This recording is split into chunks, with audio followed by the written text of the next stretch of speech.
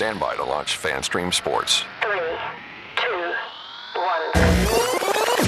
Let's start. Hello, sports fans. Welcome to FanStream Sports. Nothing but pure sports. This is the JP Show. JP, it is so good to hear you back on the air. Stand by. Now, here's JP. All right, welcome into a Friday edition of the JP Peterson Show. We are locked and loaded today with which is going to be some very spirited conversation. I can definitely see that coming. And we got the great Mike Evans sucks. Mike Evans sucks. Boy, the worm has turned on Mike Evans. Holy shizbang, man! I'm conflicted. We got Rondé Barber coming on the show at 10:30, and I'm actually texting with him right now, and I'm like, I'm conflicted. Is this on the Bucs or is this on Mike? I'm kind of shocked the way Mike went out. We're going to get all into it. We go get in the mud, Timmy. Good morning to you, IndyCarTim. How are you, buddy? Good morning to you, as Jerry Jones tells us every morning. By the way, that is a minion behind him working diligently to upgrade the other side. There he is. Yeah, we've got AT&T internet here upgrading me. Say hello to Tampa Bay Radio. There he is. I love it. Yeah, we're upgrading, folks. Yeah, we're not in the studio today in Dallas, but we are here in Tampa. And yeah, man, it's interesting. I really, when I woke up this morning, I kind of put it out there on Twitter last night. Is this on Mike? Is this on the Bucs? And I was kind of surprised how the fans have reacted, but I also don't blame them. I don't blame them. So we're going to get into all that here in just a little bit. The Bucs did make a signing on the edge. Did they though? They did. 11 sacks last year would have led the Buccaneers by far. Would have led the team. I don't know how the hell he got 11 sacks, but anyway, it might be under the squirrel finds a nut category, but whatever. Even a broken clock is right twice a day, JP. Yeah. Which begs the question, man, how the hell can the Bucs not get a double-digit sacker in the past, whatever it's been? When this guy can come and throw in 11, he's a journeyman at best. But, hey, we signed an edge rusher. So we'll get into that. The Lightning win last night. I was working the game last night. Very good, solid win last night, 4-1 over a desperate Red Wings team. So definitely a good sign for the Lightning. So we'll break that down a little bit as well. There's news on the Rays stadium front that basically came out of our Ken Babby and Ken Hagan interviews of the last week.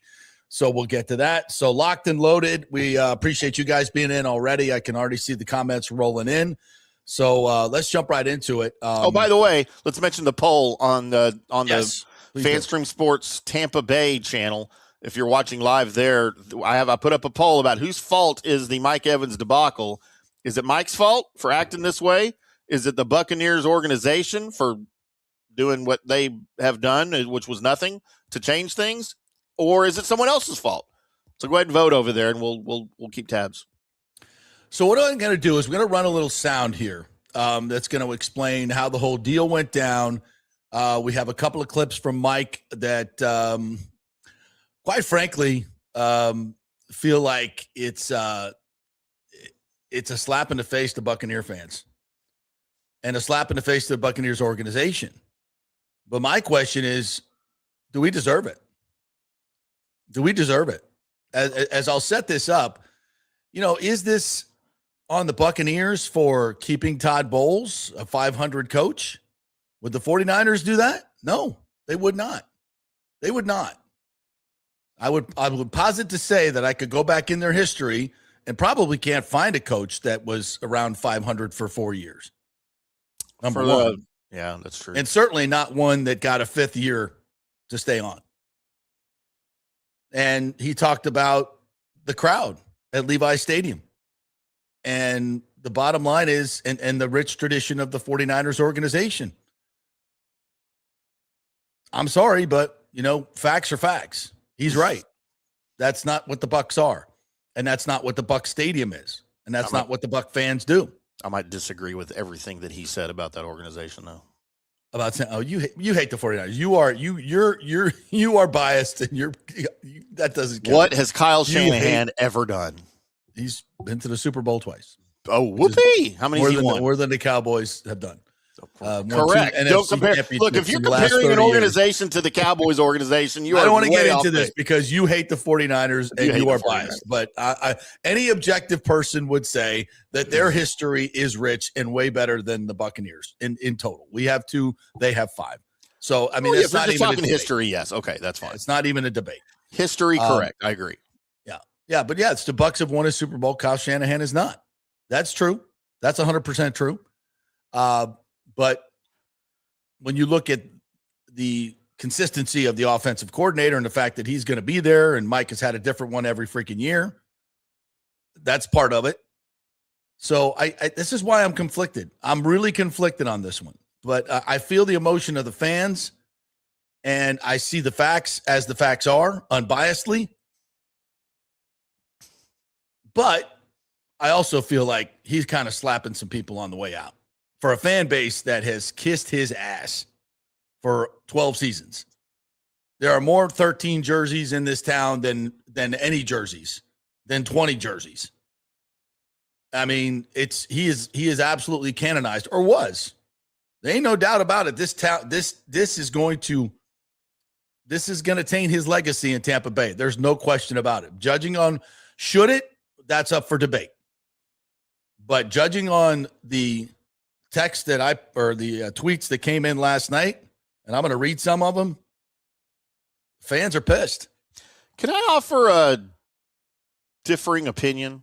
Absolutely. On this, and I'm not disagreeing with the fact that Mike's burning bridges here. Okay, I'm not disagreeing because that's that was my initial reaction too when I started seeing all of this on social media yesterday.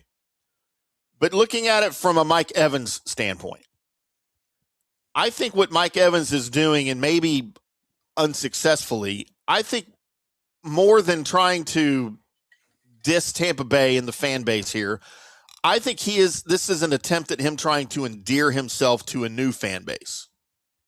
And in the process, the verbiage he is using is pissing off the old fan base. That's true. Because I think the way he's wording things, because he could have easily said, man, I'm leaving a great fan base for another great fan base. You know, he could have done both things the right way, but he's never been the most, I don't know, the best with words, right? Yeah. He's not that guy, which is fine. But I think he's more trying to endear himself to that new fan base. And in the process, the words that he is using is pissing off the old fan base who's already a little butthurt that he's leaving in the first place. I think you nailed it. That doesn't make it right. But that doesn't 100%. Make it right. I'm just saying, I don't think he's doing that on purpose. I think it's just a byproduct of what's happening. No, I don't think there's any vitriol here towards the Bucs fans. We're taking it that way because it's just like, you know, if you break up with a girl and she's on Instagram saying, oh, this guy's so awesome and he's fantastic and he does everything. I mean, that goes right to you. You're thinking, oh, no, I wasn't. Right. I mean, right. Yeah, I get that. I totally get that. And I think that's way more. I think Mike is really appreciative of the fan base. But I also feel like something happened. He's a little salty. And I don't, and maybe it's because when he last signed his contract, he was like, I'm a Buck for life. And I want to be a Buck for life. And maybe he feels that this organization has done him wrong, that this organization is not urgently trying to win. And I don't think they are. I think that's clear as day.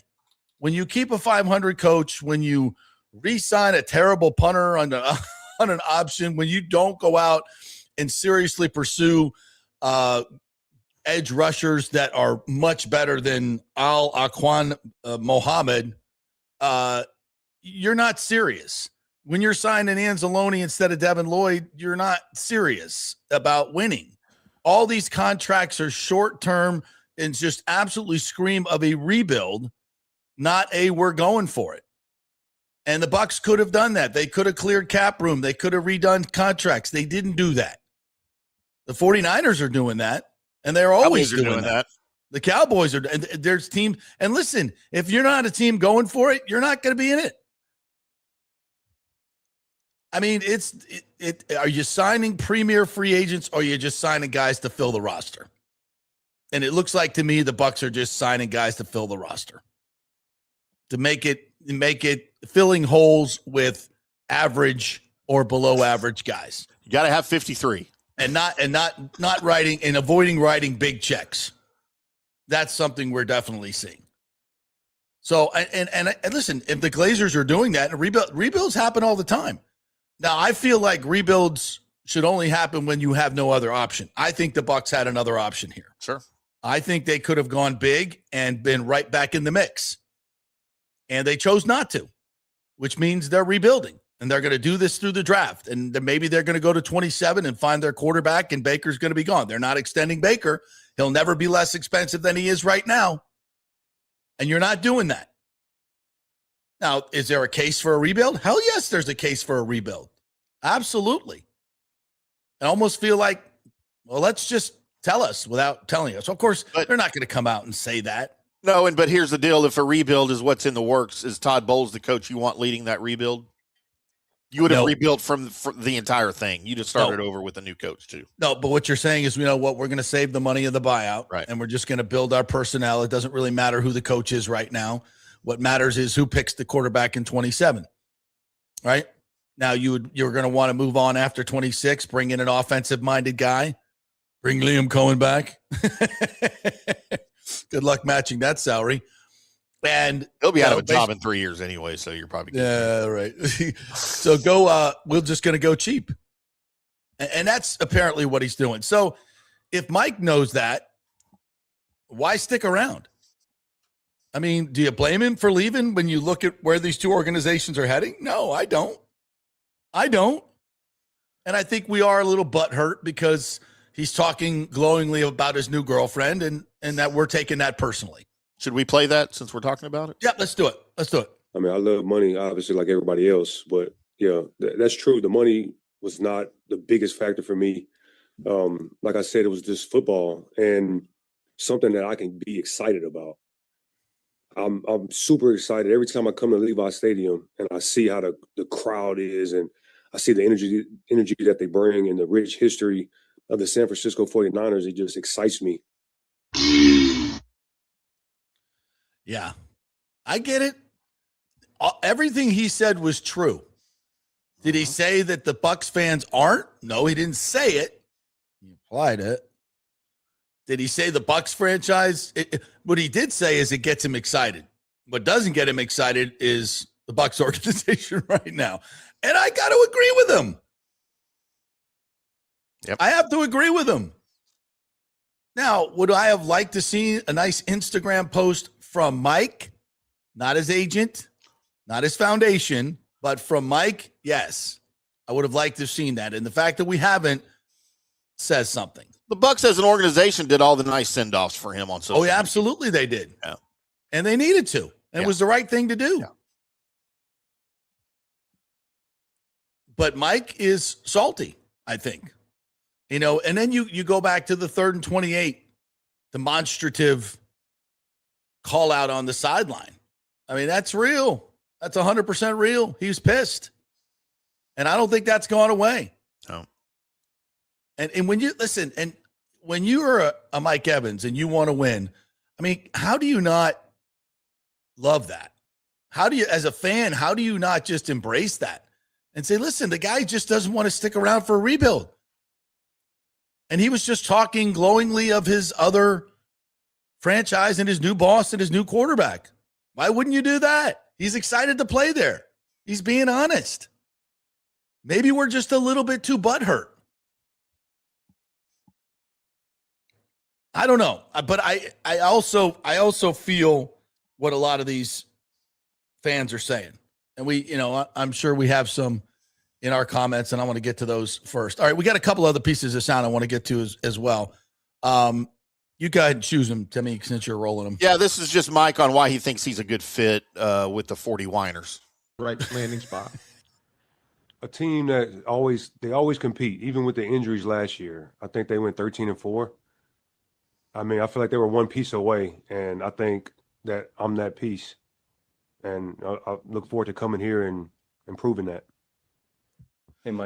Well, Mike, I got bad news for you. Unless you're going to play on defense too, they're more than one piece away, and you're not that piece.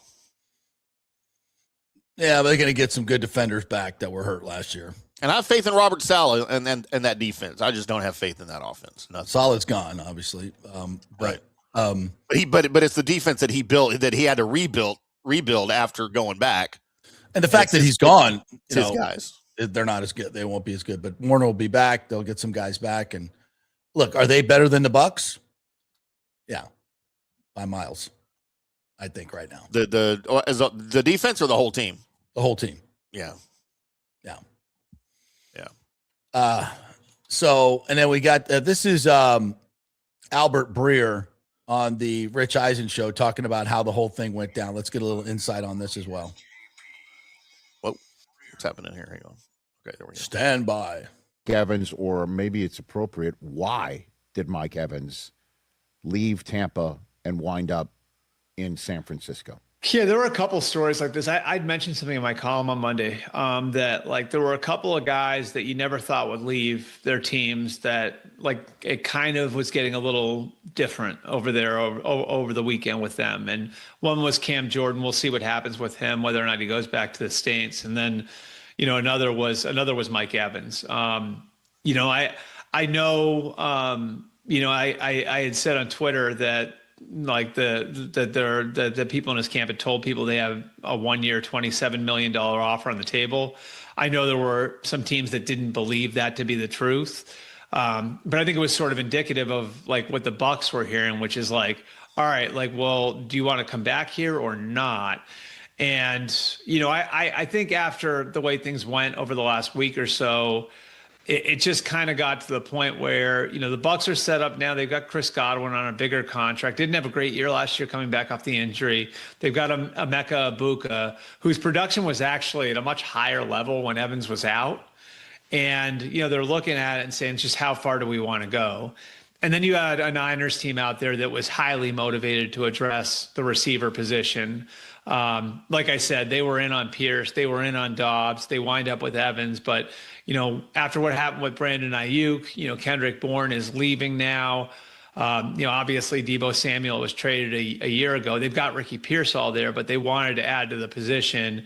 And I think just schematically, from a culture standpoint too, like just how high effort a player he is, how he is as a blocker, he fit Kyle Shanahan in a lot of different ways. And so he's like the traditional X. He'll play the sort of role that Julio Jones played for Kyle in Atlanta. And he gives him, the sort of guy who I think can draw coverage and who can do some unique things because of his body type. So that's how it happened. I don't think the Bucs intended to lose Mike Evans, but, I'd say things certainly got a little weird between Evans and the team. Not that there's any love lost there. I think that obviously he's a Ring of Honor guy and everything else there. And I think everything that they've said, publicly about Evans is true. It's just, it seemed like it gotten a little weird and awkward over the weekend. Well, you and I both know someone's going to try and pin it on Baker at the end of the day. No, I mean, that headline and those rumors, at some point in June, we're going to get bored. Somebody's going to say something like that. Yeah. I'm not going to. No, I know. But you can if you want. He's probably bracing for it. You know what I mean? And I do look forward to see what the Bucs do. Egbuka clearly could be like the JSN, right? Yeah. Of this equation. I remember a long time ago, Rich. Like I remember when I was still relatively new covering the league, and the Dolphins let Jason Taylor go, right? And I think he went to the Jets. Is that right? Yeah. And I was talking to one of their front office guys about it, and he had talked about how Parcells had this thing that he called progress stoppers, right? And it's not a shot at any older player. But it was kind of a thing where it was like, hey, if you have an older guy, sometimes you become so comfortable with that older guy and his production, everything that he's done, that it winds up stunning the growth of a younger guy behind him because he's not getting the opportunities. And I wonder if that sort of happened here. By the way, the guy behind Jason Taylor was Cam Wake, who wound up becoming a really good player, So I wonder if maybe there's a little bit of that here too, where it's like, well, we don't want to lose Mike, but if we do lose Mike, maybe this, brings the Emeka Egbuka that we saw in September and October back into the fold, and he really blossoms in year 2. All right, so nothing earth-shaking there, but he did say that he felt like something got a little weird with the franchise and Mike. I think that's evident. I think that's evident by him not putting out a statement. And I think eventually he will because he's getting shit for it. But, I'm going to get to some of these comments here. So I'd like to offer this real quick while you peruse the comments. I think this thing got a little bit weird between Mike and the organization I do long before the end of the season. I think things started to get weird between Mike and the organization when they drafted Emeka Egbuka in the first round last offseason. I don't think you're wrong. I think there was a little bit of like, what are we doing here, guys? Really? Yeah. Well, if you're a receiver, you're like, how do we not go edge there? Yep. I want to win. We need an edge rusher. We don't need another receiver. And that was a pick for the future. Now, it was also best player on the board. I think that's fair. But you can justify it either way. I mean, it is what it is. By the way, here's your San Francisco 49ers offensive weapons. Tell me if you think this is a Super Bowl contender. Brock Purdy, Christian McCaffrey. Those are two really good players. George Kittle. 3 really good players. Ricky Pearsall. And really Mike good Evans. player. Really good. All those guys are all Pro Bowlers. Okay, but 3, maybe 4 of those. Bro? Dude, you're so biased against I'm going to say, no. I'm going to say it's not part of this conversation. I'm going to say 5 out of 5 of those guys are all going to get hurt this year. Well, that may be true. That may be true, but they're all Pro Bowlers. So you are so 49er. What does that mean if you're a Pro Bowler? Get out of here. You know who else was a Pro Bowler? Shedeur Sanders. They're all good players. They're all good They players. are good players. Yes, they are. By any really good players. I agree. Yeah. All right, so let's get Alejandro says, again, Mike Evans is my favorite Buccaneer of all time, and he's a legend. And when it gets his name into the Ring of Honor ceremony, Hall of Fame, I will be there. The Glazers messed it up. Okay, that's one for valid Mike argument. Evans. Yeah. This one from Sergio. I'm disappointed in Mike, not because why he left, but that he has not sent any positive messages to the Bucs fans for his 12 years he spent here. Not one thank you. Yeah, that's a whiff. That's a whiff on Mike's part. No question about it. By the way, JP, our poll update, 82% right now for the Bucs organization, 15% Mike Evans' fault, and 3% someone else. Okay. Let me see. I just did that one. John Hill said, need an additional poll of what time of morning Tim should wake first shot of the day, 9 a.m. or 11 a.m. Central Time. That's usually before 9. Rick says Tim finally has an intern. Trust me, Rick, if I had an intern, she'd look better than that. Bucs, is he still behind you? No. Say that when he's here. Bucs Basement, thank you for the $2 super chat. Said Light went into the bargain bin for the edge again. Yeah, he did. It's a rebuild. It's obvious. Thomas Castor said it's not about the money. 60 million. It's not going to be 60 million. Mike is an ass. Thomas says. I think we know where he sits on that poll. Yes, it is uninspiring what they're doing. Absolutely. I totally agree. Formerly known as Jeff B says, folks are really bitching about Evans. LOL. I think the fan base is pretty divided on this. Yeah, me too. More so than I would have thought, to be honest. Play Blues Wolf says the Bucs are inspired and aspire to be meh. Richie Rich says, live the thankful letter by Mike. Not. I think that's a big problem here. Because when you go talk about the new hot girlfriend and you don't say anything good about the old guy, then we should take it personally. Yeah. Rick says Jason probably told Mike that leaving would be best for him. Yeah. It's not you, it's us. Yeah. It's not you, it's us. And that's true. I said yesterday, I think maybe. Yeah. Maybe. Keith Kunzik says 100. I think he's agreeing with what you said, Tim, that maybe we're a little butthurt. And maybe it's not, he's just playing to the new guys. All right. Yeah, we're going to get to the Rays here in the second hour, guys. JSLR says, is it not true that the fans from other teams make up the large part of the crowd? Same with the Lightning and the Rays. Yeah, it's part of it. But you know what? We're not the only team to do that. That happens in the Cowboys Stadium. That happens in the Falcons Stadium. A lot of the Southern teams and a lot of teams that aren't what I would call original NFL teams, expansion teams, later teams that just don't have the, 3-4 generations of fans that fill up like the 49ers do, So it's kind of a different deal. All right, we're going to get back into this a little bit later on, but I want to hit my break so we can get Rondé on right at 10:30. I'm sure he'll have some thoughts on this, but we got him on to talk about golf, so it's going to be Valspar first, and then we'll throw in a little Bucs later if we can, because I'm excited about this golf tournament. It's going to be fantastic. They are lining up a field of fields, maybe the best they've ever had at the Valspar, so we're really excited about this. We're brought to you by Pitch Roofing. They are great folks. See them at Lightning games all the time. And you can go to Lightning games in the Mark if you get a free estimate from Pitch Roofing and you win the raffle. You will be going to the Lightning game at the Mark, all inclusive food and beverage. Really, really good prize. But the biggest prize is you get to find out if you need a new roof, if you need repairs, and you get a good company coming to make sure that they do it right and it's done right. You don't get screwed over. There's a lot of companies out there that will show up and give you a great price and then not show up again once they get a check. Pitch Roofing doesn't do that. Check out all the 5-star reviews. Great folks over there. Love them. Go to pitchroofing.com. Back in 3 or 4 with Rondé Barber. Here for Pitch Roofing, one of our new sponsors and the most reliable and honest roofers in the business. They love the Lightning, and Bolts fans be entered to win a pair of premium Mark Club seats with every free roofing estimate from Pitch Roofing. Seats include food and beverages, early access, premium entry, and a backstage tour of Lightning Vision with yours truly. Always get 2 to 3 estimates when replacing your roof, and be sure to include Pitch as one of those roofing companies. With a free estimate from Pitch, they're not trying to hard sell you. They educate you on your roof and the process.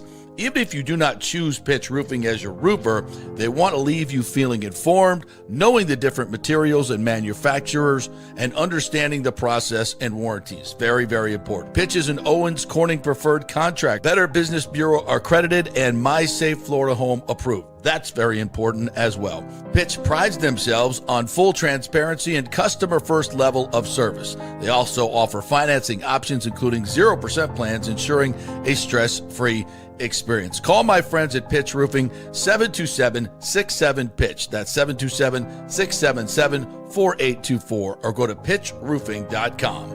Pitch Roofing, roofing done right. As the Rays enjoy being back in their Tropicana Field home this season that was ravaged by Hurricane Milton, Italiano Insurance wants to remind us all how important it is to be properly insured. 40% of you are underinsured. That can mean financial disaster. Let the experienced and friendly agents at Italiano shop your policies for the best price and the right coverage. Italiano saved me over $1,000 on our auto insurance last year, over $500 on our homeowners insurance. They can do the same for you. That's a grand slam. Might as well get a double play by adding flood insurance and business insurance to your portfolio.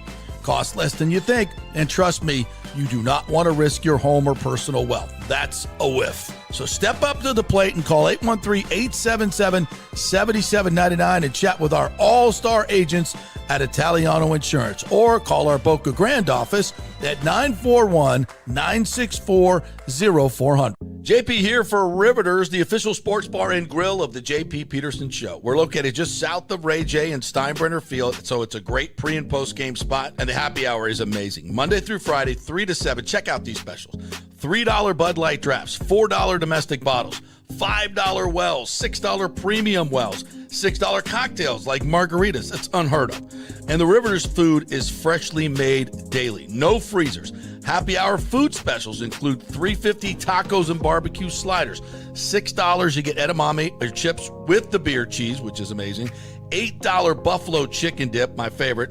The truffle fries, chili cheese fries, also $8 at happy hour, as well as other specials throughout the week, including Taco Tuesdays, you get $3 tacos, and Wing Wednesday, 7 o'clock to 1 a.m. in the morning, you get our amazing wings 5 for $5 and $5 wells and wines. That's a good Wednesday night.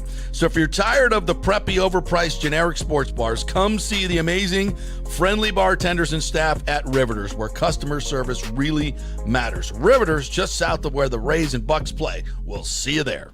Hey, the Golden Diamond Source wants to be your family jeweler, so don't wait any longer to find that one-of-a-kind perfect engagement ring for that special someone in your life. At the Golden Diamond Source, they can design anything you want personally. The Golden Diamond Source can help you trade in your old broken jewelry and use it towards a new purchase as well. And with gold prices at record high, now is the best time to do it. They only sell natural diamonds at the Golden Diamond Source, so if it's a real love, it should be a real natural diamond. Don't start your relationship with a fake diamond. Bad idea. And with the Golden Diamond Source first-time buyer program, you can learn all about the 4 C's in all the different shapes and styles. And they are able to show you a huge selection of inventory to choose from. And don't forget, 0% financing for up to 5 years. If you finance $5,000, it's only $83 a month. Make sure it's a Golden Diamond Source diamond, 3800 Almerton Road, always online at goldendiamond.com. It's a love you give only at Golden Diamond Source. Hey, lots going on at Genesis of Tampa, selling amazing vehicles and doing great things in the community. And March is Gray Bull Rescue Military Appreciation Month. A portion of all vehicle purchases go towards a donation to Gray Bull Rescue, who recently saved dozens of Americans from the cartel violence in Mexico.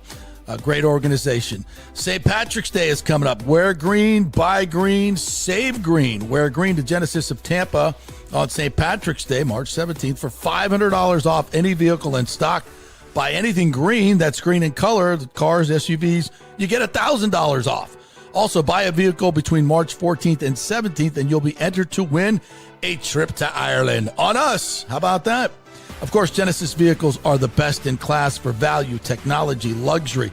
And there's a National Genesis Signature event going on currently to get 1.9% financing. Limitations apply. Whether it's the G70, G80, 90 sedans, or the incredible SUV lineup, take a test drive and see what everyone is talking about. It's special. Genesis of Tampa, 801 East Bears Avenue. Tell them JP sent you. Let's go. Right now, back to the show on FanStream Sports. All right, welcome back to the JP Peterson Show, brought to you by the great folks at Riveters, the best place for wings, for happy hour, for watching sports, indoor, outdoor, great staff, fresh food, fantastic people, great place to watch Rays games, NCAA basketball coming up. It's all there for you at Riveters, just north of 275, just south of the stadium. All right, let's welcome in the Hall of Famer, Ring of Honor, and one hell of a golfer, and the chairman of your Valspar Championship, the great Rondé Barber. What's up, brother? What up, dude? How are you, man? Oh, Except never better. 8 under. I don't know if you're watching the players right now. Who's 8 under? Straka. Straka, yeah, leading right now. Yeah. That's that was some day yesterday. A lot of rain and wind coming through. There was about 50 balls in the water at 17. I love it. Yeah, you had a whole group that hit every ball in the water yesterday. Yeah, it was amazing. I was out of Copperhead yesterday, JP, and we dodged the rain in the afternoon. Me and John Astra, Pete Dashington, one of the tour officials. Nice. Course was good. I birdied 2 holes and like doubled everything else. Well, you always have it, but they were probably par 3s. You were knocking down the par 3s last time. I mean, you were hitting it 4 or 5 feet every time I hit a par 3. I love it. Sometimes it shows up, JP. Sometimes.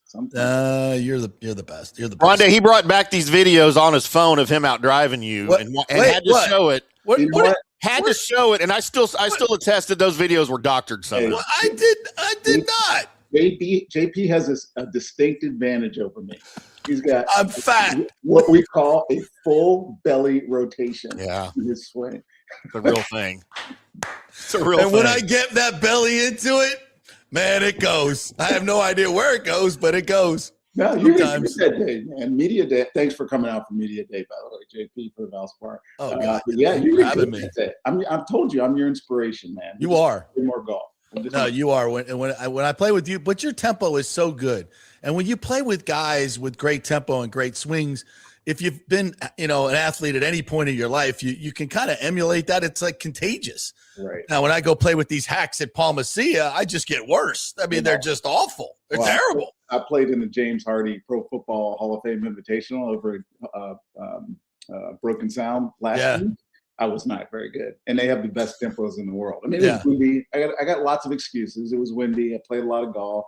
Had early tee times, which that's terrible. That's terrible. I don't do, but yeah. That tempo didn't show itself when I needed it last. Well, it's different playing it, even for you. That if a guy that has played in front of hundreds of thousands of people, but that's football. But when you step on the tee in these tournaments, it's just different, isn't it? Well, listen to my group the first day. I played better the second day. My group the first day, Retief Goosen, 2-time champion at the Valspar Championship, by the way, a major champion. Terry Kelly, and Darren Clark. I was kind of in awe. Wow. And that's a little intimidating. And Clark, I guess Clarky can be a little intimidating. Yeah. You know what? I can't tell you what he told me, but he came up to me after like my fifth bogey in a row, and he goes, "Just remember, this game is and you can put in whatever." Actually, you could say Irish, it's a bitch. It's whatever Irish colloquialism. I can tell you, lad, this game's a motherfucker. It certainly, yes, it is. All right, let's get into it. You had a bunch of announcements yesterday, and we got to 5 o'clock today to even add to this field. This is going to be, dare I say, the greatest field in Valspar history. It's got to be close, man. I mean, last year we had 26 of the top 50, but that official golf board ranking it's whatever it is at this point, right? But 30 guys in there I've never heard of.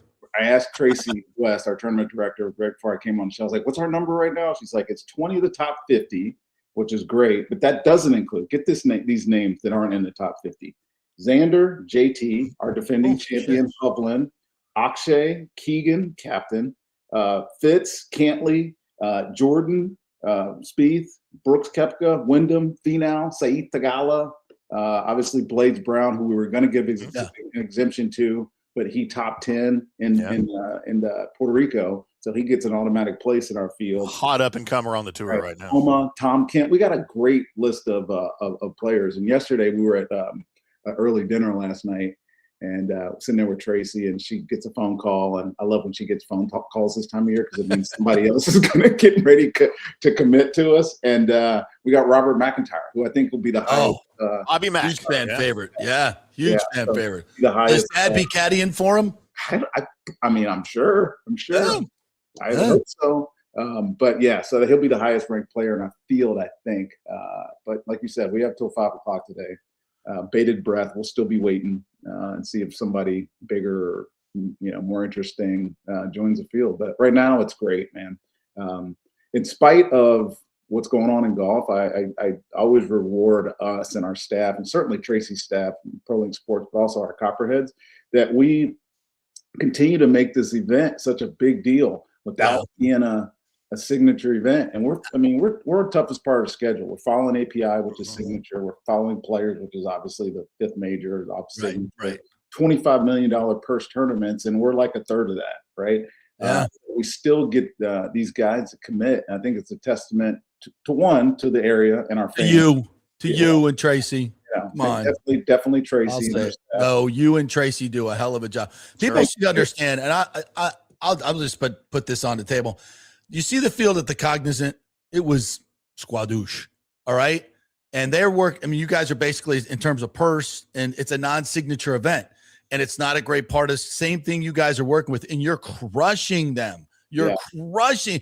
If this were a signature event, it would be a way better field than the API, which, there's things going on there.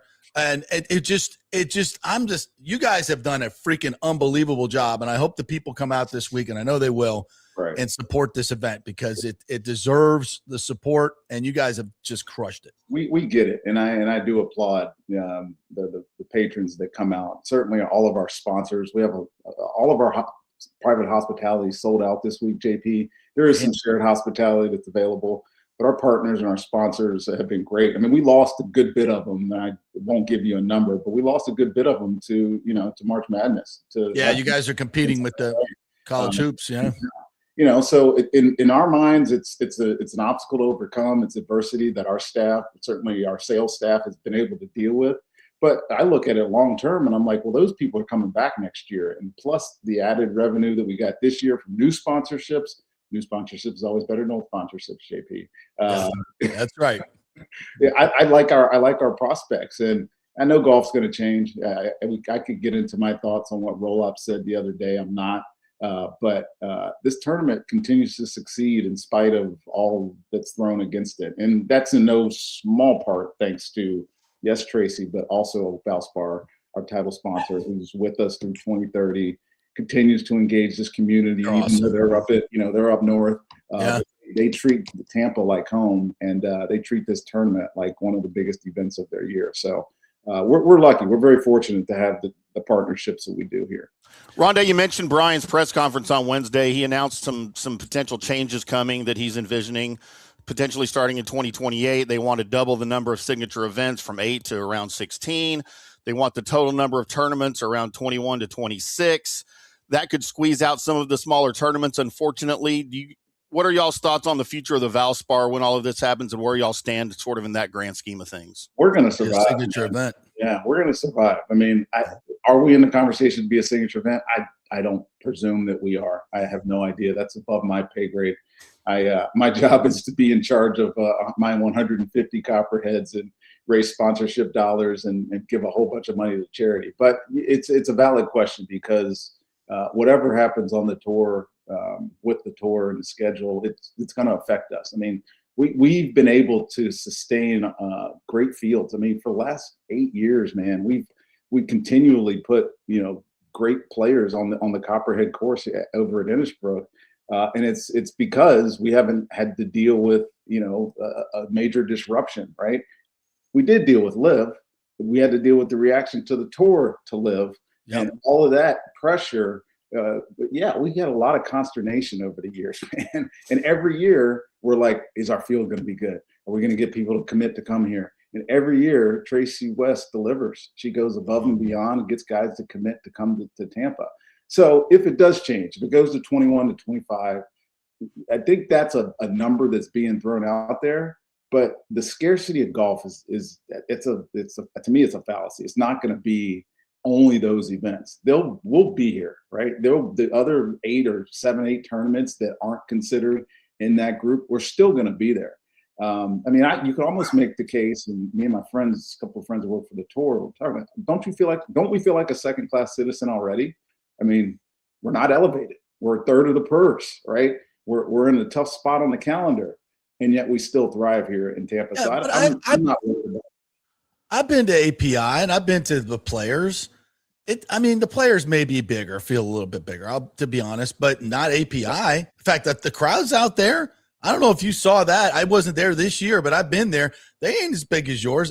There were huge parts of hospitality there was nobody in them. I mean, there were. API is in our peer. Yeah, API is in our peer group, so we do a lot of comparison there. And over the years, that tournament. I mean, in their defense, that tournament up until whenever they make this change, that's a limited field event. It's only 70 players in that event. We're full field, which is important. I mean, I think if you ask the question to the API people, over Sam Saunders, I think he's running that now. They would rather be a full field event. You get more people on the course. It's like when you go to the Ryder Cup, JP. You go there and you're like, "Oh, this is going to be great," and you realize there's only eight groups on the course. You're like, and you're 25 deep. You can't see squadoosh. What am I watching right now? So being a full field event over here certainly helps us with that. And we're an event. We're not just golf. I mean, I think we've made that emphasis over the years. We're the most colorful PGA Tour event in the world. That's the tagline from Valspar. But the reality is we have a lot more on the course than just golf. We have so many activations, family fun zone. We got this new spot at the turn between 9 green and 10 tee where we're going to do that's hosted by at Barstool Gruden. We give away all this merchandise. We have the big LED screens for those people that want to watch, men throw balls through hoops. We have a good setup out on the course, and that's not even mentioning Hooters Owl's Nest, which is a staple for us. Yeah, that's the best. Almost all the other stuff that we have going on. around the course. So, maybe with Brian being an ex-NFL guy, you might have a little pool there to help out the Valspar a little bit to bring it up. Come on, dogs, a little bit. We'll see if I don't think he's coming over this week. It would probably behoove him to come over and see what one of the small guys does for his store. I mean, we're profitable, man. We give our bottom line. We gave $1.6 million to charity last year. We're looking to do that, if not more, this year. And that's only because of how this community supports us. And I will never back down, no matter what happens in golf. I know Tracy Weston and certainly me and my Copperheads and her ProLink staff. We're going to fight for what we have here at the Valspar Championship. It's not just for our title, but for everybody in Tampa that loves golf. All right, Fitzy's stirring the pot here. You know my boy Fitzy. Get Tiger, Rondé. Get Tiger. Well, Tiger. Hey, we're here. You might play Augusta. If Tiger can get himself right, we'll definitely welcome him. Are you kidding me? You go pick him up in your copter. Yeah, absolutely. We'll find a helicopter to come get you, Tiger. You think he's going to play Masters? I think he is. I'd hope to. I mean, I don't want to see him play. I mean, we're JP, you and I don't know how old you are, Fitz, but we're at that age where we remember the greatness of Tiger. Yeah. And even at 50, he just turned 50 in December, right? Like, he's still the needle, dude. If he were to commit to us like today, like we would have to find some way to make new hospitality. Like, like, we would have to be like, oh my God, get 1,000 more buses. We'd have to get more porta potties. That happened. What was it 2018 or 19? 18. Yeah. 2018, yeah. 2018. You know, funny part is Jordan committed earlier that day. I remember this because I was on the board at this point. Jordan committed earlier that day. We're like, yes. And then next thing you know, Tiger committed like right before the deadline. We're like, oh gosh, shit. Porta potties. Oh my God. Yeah, I don't think that's going to happen. It doesn't need to happen anyway, but if it did, I mean, it could. If you just like, I kind of want to just get out there and taste it before I get to Augusta, like what it would be like. It would be good for him. Right. I mean, if he's going to play competitive golf at the Masters, you would think that he would need some competitive golf somewhere along the line. But I mean, at this point, he's run out of tournaments, right? Right. It's close. Two tournaments or so left. So before the Masters. Would you have to give him like a sponsor exemption? I don't even know how that works, but whatever. We'll make up new rules. Unlimited exemption is what Tiger has. Yeah, I think that's how it works. Yeah, absolutely. So you mentioned because a lot of people I know are, especially the football junkies here that are on the show today, they're like, man, I'm not a big golf fan, but so what's this? If I come out there, what's it going to be like? And first of all, go see Gruden. He's going to be hanging out the whole time, right? In the Gruden's den, go Gruden hunting and all his buddies from Barstool. Right? Yeah, Gruden will be here. We have some of our Gold Council members that'll be here. Like Allstott's part of my Gold Council. Oh, yeah. He'll be here. Obviously, yours truly will be here. I don't know if Derek can get away, but he's on my Gold Council as well. I'd like for him to be here. Higgins has him tied down over there at USF. He can't even get out and play golf anymore, for God's sakes. As they well should be. If USF can win their tournament, their conference tournament, get NCAA, I mean. Yeah, hey, come to the Valspar and watch USF on the, and then watch the game and then go out and watch golf. I mean, you're doing my selling for me, JP. That's what I'm here for. Yeah. Checks in the mail. We're selling tickets, baby. Just give me my Hooters hours. We'll be good. You know me. I just need a beer and a wing and some golf, and I'm good. You're good. Yeah.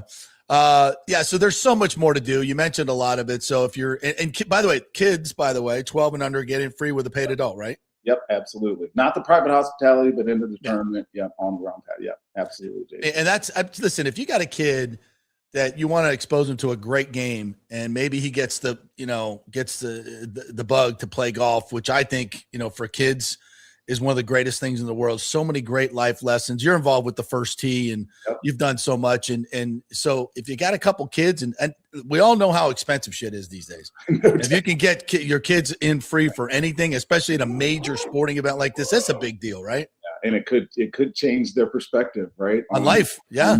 Life, golf, whatever. I mean, the Innisbrook property is such a beautiful space. Walk around that place, and we have so many concessions and activations that kids can enjoy. You can go see our mural wall One thing we didn't talk about. We had our 6th local dedication yesterday, our mural dedication at the Clearwater Aquarium. Took a dilapidated space, like kind of entryway into the aquarium. And this guy, John Comey, and his assistant, I think Kristen was her name, made a beautiful mural entering into the bottom floor of the aquarium. So that's cool. We talk a lot about what Valspar means to us. That's it. We call them partners, but they really are friends because of how they've allowed us as a tournament, Copyright Charities, to engage in our community. We've got 5 murals, one at TGH. We got one at St. Pete Clearwater Airport. There's one at North Greenwood Rec Center. Where's the other one at? Feeding Tampa Bay, and at Lowry Park Zoo. So in the 12 years that they've been involved with us, they have not only given us financial involvement into our community, but allowed us to be bright with all these murals around town too. So it's an awesome partnership, man. Yeah, and I've met so many of their executives when they've come down, and they're just really, really great people. You guys are great partners together, and I love that part of it.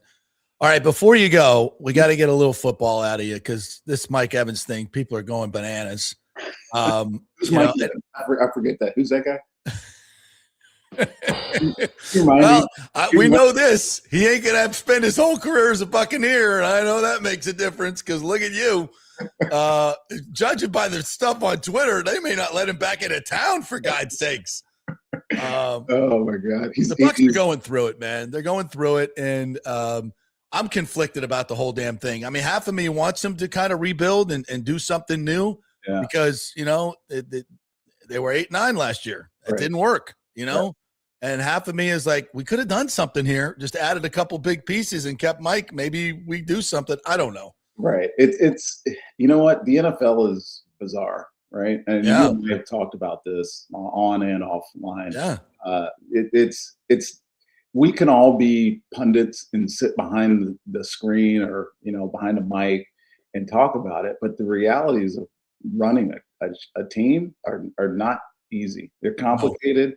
You have future considerations in mind. And if you're talking specifically about Mike could have stayed here if he wanted to. Mike wanted to leave. And I don't disparage him. If Mike wants to go play somewhere else and have finish his career somewhere else, great. You almost did, right? I had the option. Gerald McCoy left, right? John Lynch, under different circumstances, of course, because John had the neck injury. Yeah, right. We didn't pass him physically, and then he went on and still had a great career in Denver. Sapp left, There's been a lot of great players in Tampa leave. It's just when you're looking at the guy who's going to be the offensive player, most accomplished offensive player in history, leave, it hurts, it stings. And there's a lot of different ways you can react to it. I'm choosing to be happy for Mike because Mike gave us 12 years of greatness. I mean, who's the greatest wide receiver in the history of the San Francisco 49ers? Jerry Rice. Jerry Rice. That dude played against us in Oakland. I played against him in Seattle. Mm-hmm. I think he played for 3 other teams. That's right. That's right. You forget that the NFL is about movement and the rarity. The rarity is me and Derek Brooks and my brother Tiki or whoever, Michael Strahan, the guys that have the fortune, the great fortune to have a great career and a long career in one place. It's rare. It's very rare. If you ask T.O., he'd say he's the best 49ers receiver ever. You know what? Don't say this to anybody, but he's the best one I played against. Ooh, there you go. All right. I mean, I didn't play. Fair enough. I didn't play against Jerry in San Francisco. So. Right. In his prime, that's true. So, Tio. As much as we hate to admit it, he was a bad boy. He was a bad man. Yeah. As I remember him succinctly, like it was yesterday, catching a 3-yard slant and hitting his head on a goalpost 70 yards later. He's covered too. I'm like, oh, nobody does that. And he was amazing. And he was a load too, wasn't he? He played at what, 230? 235? The best athlete I've seen. I mean, I take that back. The best athlete I've ever seen was Herman Mayer, the skier. Because the reason I know this, back the year after Tiki went to the Super Bowl and lost here in Tampa, we all went to do Snapple Superstars down in Jamaica, and T.O. was there. And that's when T.O. kind of hit it off. I finished second in that event, right? Wow. Unexpectedly. Wow.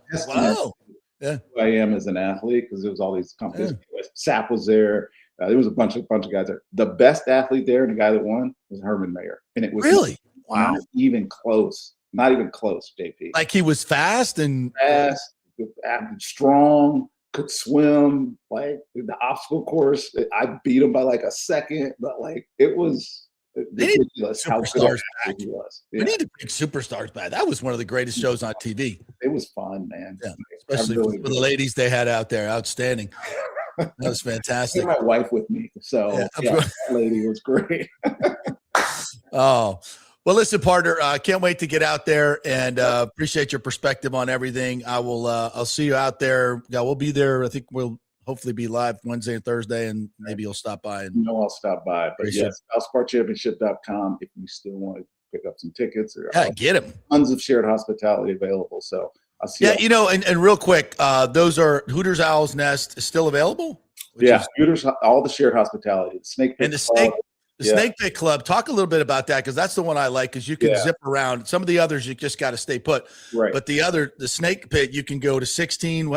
It changes every year. So what is it? 16 green and 17 green, and on 17 green you get to look down the fairway off of 18T. Yeah. So our shared hospitality is really one of the best tickets that we have, and the Hooters it's around 12 green. You see 13 going into that par 3, but otherwise the shared hospitality is where it's at, and it's what we have the most available left. Yeah, and at Hooters you can bet on the because the approaches at 12. Can bet. You can wager on the approaches at 12, and then on the closest to the pin at 13. Yeah. And they have the screens there. You don't have to judge anymore and argue. They have the screens that tell you how close they are, so you don't so you can settle your bets right away. It's there. And putting and all that. Yes, I highly recommend it. For those of you who want it, it's there. Yeah, and they bring you beer, and it's lovely, and chicken wings. That's kind of my style. It's a good. I love the food at the 17th too. The food is fantastic, and it's liquor, and it's that's great too. Right. But do both. Do both. Yeah. It's fantastic. All right. Thank you, partner. Appreciate you. Love you, man. I'll see you soon. Love you soon. See you. Bye-bye. All right. It's first of all, the golf tournament is going to be spectacular. Weather should be good. We even mentioned this. Forgot to mention the Saturday night. The Saturday ticket, you get the country concert with it, which is going to be absolutely fantastic. That's my favorite day. Saturday is without question my favorite day, and you can watch your team. If your team is playing, then you will watch golf, and then you get a country concert. It's like for one ticket, a country concert right now will cost you $250. Hell, if you're going to Zach Bryan this weekend, probably $500 a ticket, and so you get a top-notch acts at the Valspar on Saturday. You can go watch March Madness like you're almost at the game because they have the big screens, and then you can watch the best players in the world. I mean, that's a Saturday. That is a Saturday, boys and girls. So, and I don't have a Lightning game that night. And that is a pretty loaded field, man, for the Valspar this year. I'm is. impressed. I'm highly impressed. I mean, like, I didn't even realize all those guys he named weren't in the top 50. Yeah, no, the world golf rankings right now are a mess. They are. So it's really kind of irrelevant, like this early in the year it is. You usually judge your field by how many top 50 you got. Well, now there's so many people in the top 50 you've never even heard of because they play every week and they pile up points. Yep. And, they may win a tournament somewhere and they're just in there. So it changes a lot, but it's the names that he just rattled off, or every time and that's the thing, you want to go see the course and walk out there, and then you pull up on a group and you want to know a couple of the names. And with this field, you will know those names, and you'll watch them, and it's going to be fun. I absolutely love going to golf tournaments and basketball tournaments too. It's just, get out there and do it, man. I know you can sit at home and watch your big screen, and get out there and enjoy the weather now, which is absolutely fantastic, man. I took Tally for a walk this morning on the boardwalk. Just beautiful morning, 64 degrees. It's just, she loves the cold weather, man. That tail is a wagon. Like, let's go. All that let's fur, get out man. there. Yeah. Built-in heating system. Yeah. And when it's hot, she'd be like, nah, Dad, we good. We good. This couch feels real good. All right, let's take a break. We'll come back on the other side, and we'll get into some more Buccaneers stuff. I got Lightning to get to. I got Rays to get to as well. Lots of big news and stories this morning, so you do not want to go anywhere. We're brought to you by the great folks at Italiano Insurance. They've been with us for, I think 15 years now. And I still get people coming up to me all the time going, hey, man, thanks for the Italiano number. They saved me $1,000 on my homeowner's insurance, $500 on this. They're great to work with. They called me right back. That's what they do. There's just tremendous customer service, which is an absolute rarity these days, right? When you pick up the phone, you call someone, you get a human that answers the phone. Oh, my God, you're like almost shocked. Like, is this AI or is this? No, it's actually a human. Yeah. And they transfer you to another human who's really friendly and actually does good work. So, yeah, it's a rarity and it's refreshing. So give them a call at 813-877-7799. Make sure you got that business insurance, because if you don't, you're risking your own financial assets, and make sure you got flood insurance, because if you don't, you're risking your home. Even if you don't need it for your mortgage, you should have it. 813-877-7799. Back in 3. Well, the folks at Third Generation Plumbing and AC want to say thanks for making them so dadgum busy. Of course, advertising on your favorite Tampa Bay sports talk show helps, but it's their incredible customer service, honesty, and integrity that have earned them tons of 5-star reviews. And now you could be part of the team at Third Generation. Yes, they are so slammed, they need to hire more certified AC technicians and plumbers. It's a great family business to work for. My buddy John Rodriguez runs an old school family business since 1995. They pay well, give you all the holidays off, and they offer great benefits. No cold corporate atmosphere here. You're part of the family. If this sounds cool to you, call them and apply at 813-961-8024, or you can email your resume in at thirdgenerationplumbing.com. Just go to the website, you'll see the button, email them, or call them at 813-961-8024. And don't forget about the $169 yearly maintenance special. It's a no-brainer, guys. thirdgenerationplumbing.com, and they also do AC. Ciao, Paolo Tini here, owner of Caffè Paradiso, voted number 3 People's Choice Award on Open Table. I want to thank all our loyal family of customers that have been enjoying our great traditional Italian dishes we make from scratch every day. It's a great family story we're proud of. Our family moved from Rimini, Italy in 1984. My dad, Caesar, started Donatello, and that's where I got the start in the restaurant business. I started Caffè Paradiso on South McDill in 1995, and we've been there ever since. From our traditional ossobuco, a veal slow roast for 4 hours, to our daily fresh catch, the Gruppo Paradiso, with a piccata sauce and lobster claw meat, homemade pasta like lasagna, farfalle salchicha, which is a bow tie pasta homemade with fresh sausage. Hold on a minute, JP's favorite. I love it. So come and have a glass of wine with me on South McDill. Get a reservation on Open Table and see all our 5-star reviews. Ciao, see you soon at Paradiso. Welcome to Kingmakers, home of the JP Peterson Show studio and Tampa's premier business networking and social club for members only. By day, it's an exclusive, vibrant co-working space with a stylish conference room, focus rooms, a full production studio, and an in-house marketing team. And by night, Kingmakers transforms into a sports-centric social hub with a full sports bar, golf simulator, and exclusive events. For young entrepreneurs and seasoned professionals, it's the perfect place to work hard, play hard, and make big moves in Midtown Tampa. Close the deal, celebrate the win. Only at Kingmakers. Become a member today at kingmakerstampa.com. Your business, your club.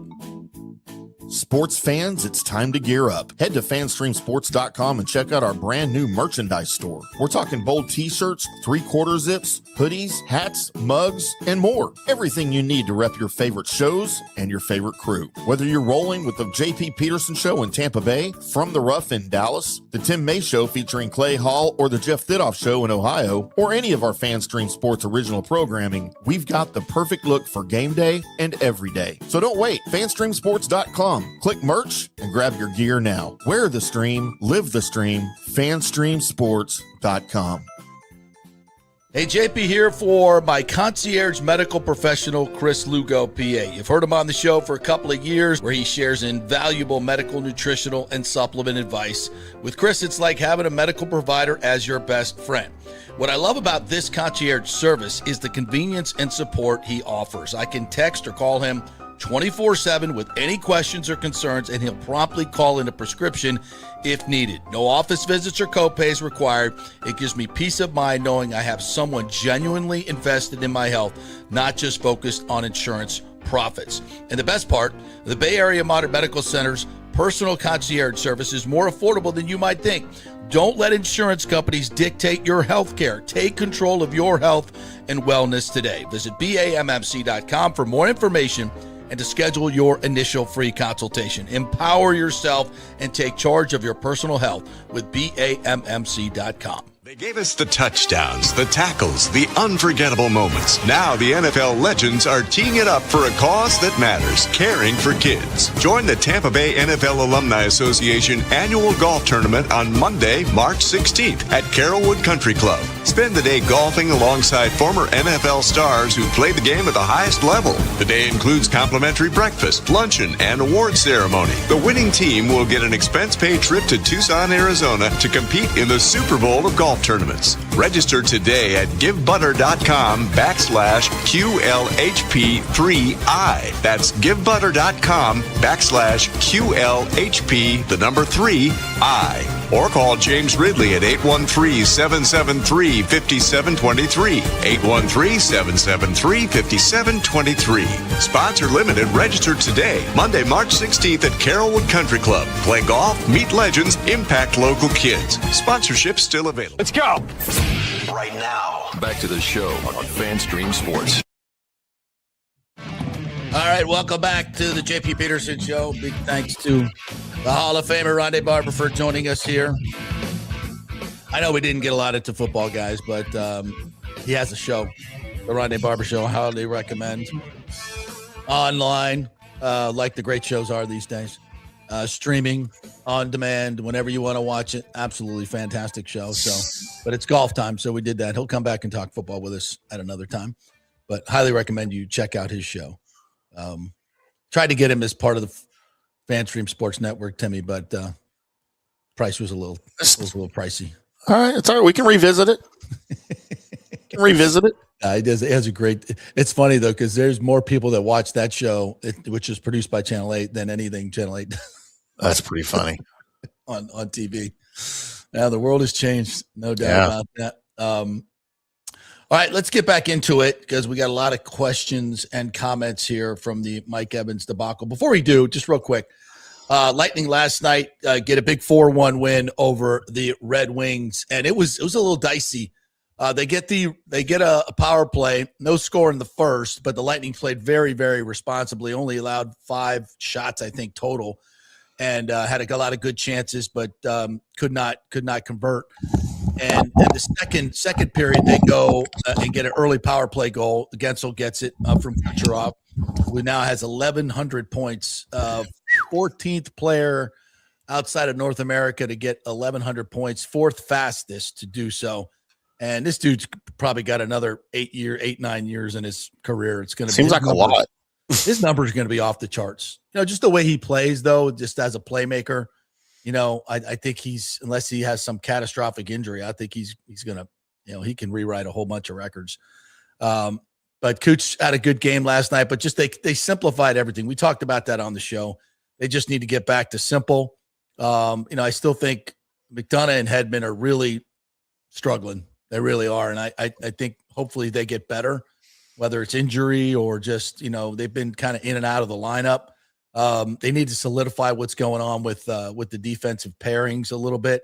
But last night was a really, really big win to get from Detroit, who's in it as well, get those 2 points, because the Lightning were really 6 points out of the playoffs. And they still have, 18 games left to go now. Mm-hmm. And a lot of those are divisional games. So when you play these divisional games, you have got to win them. And they did last night. That was a huge 2 points. Now they got Carolina coming in Saturday, and they're the best. Well, they have the best record in the East, most points.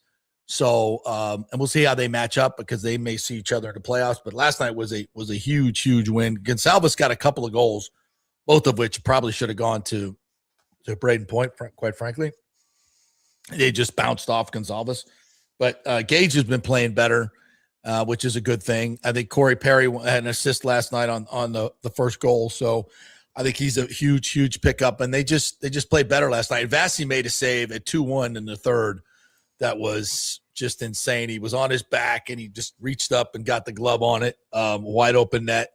And if that goes in, it's probably, 10 minutes left in the game, and it just your heads probably drop, and you're like, oh, here we go again, and maybe you lose that game. So big win last night for the Lightning, and we'll see if they can't keep it rolling on. Any comments you want to put in here about the Lightnings? Anybody?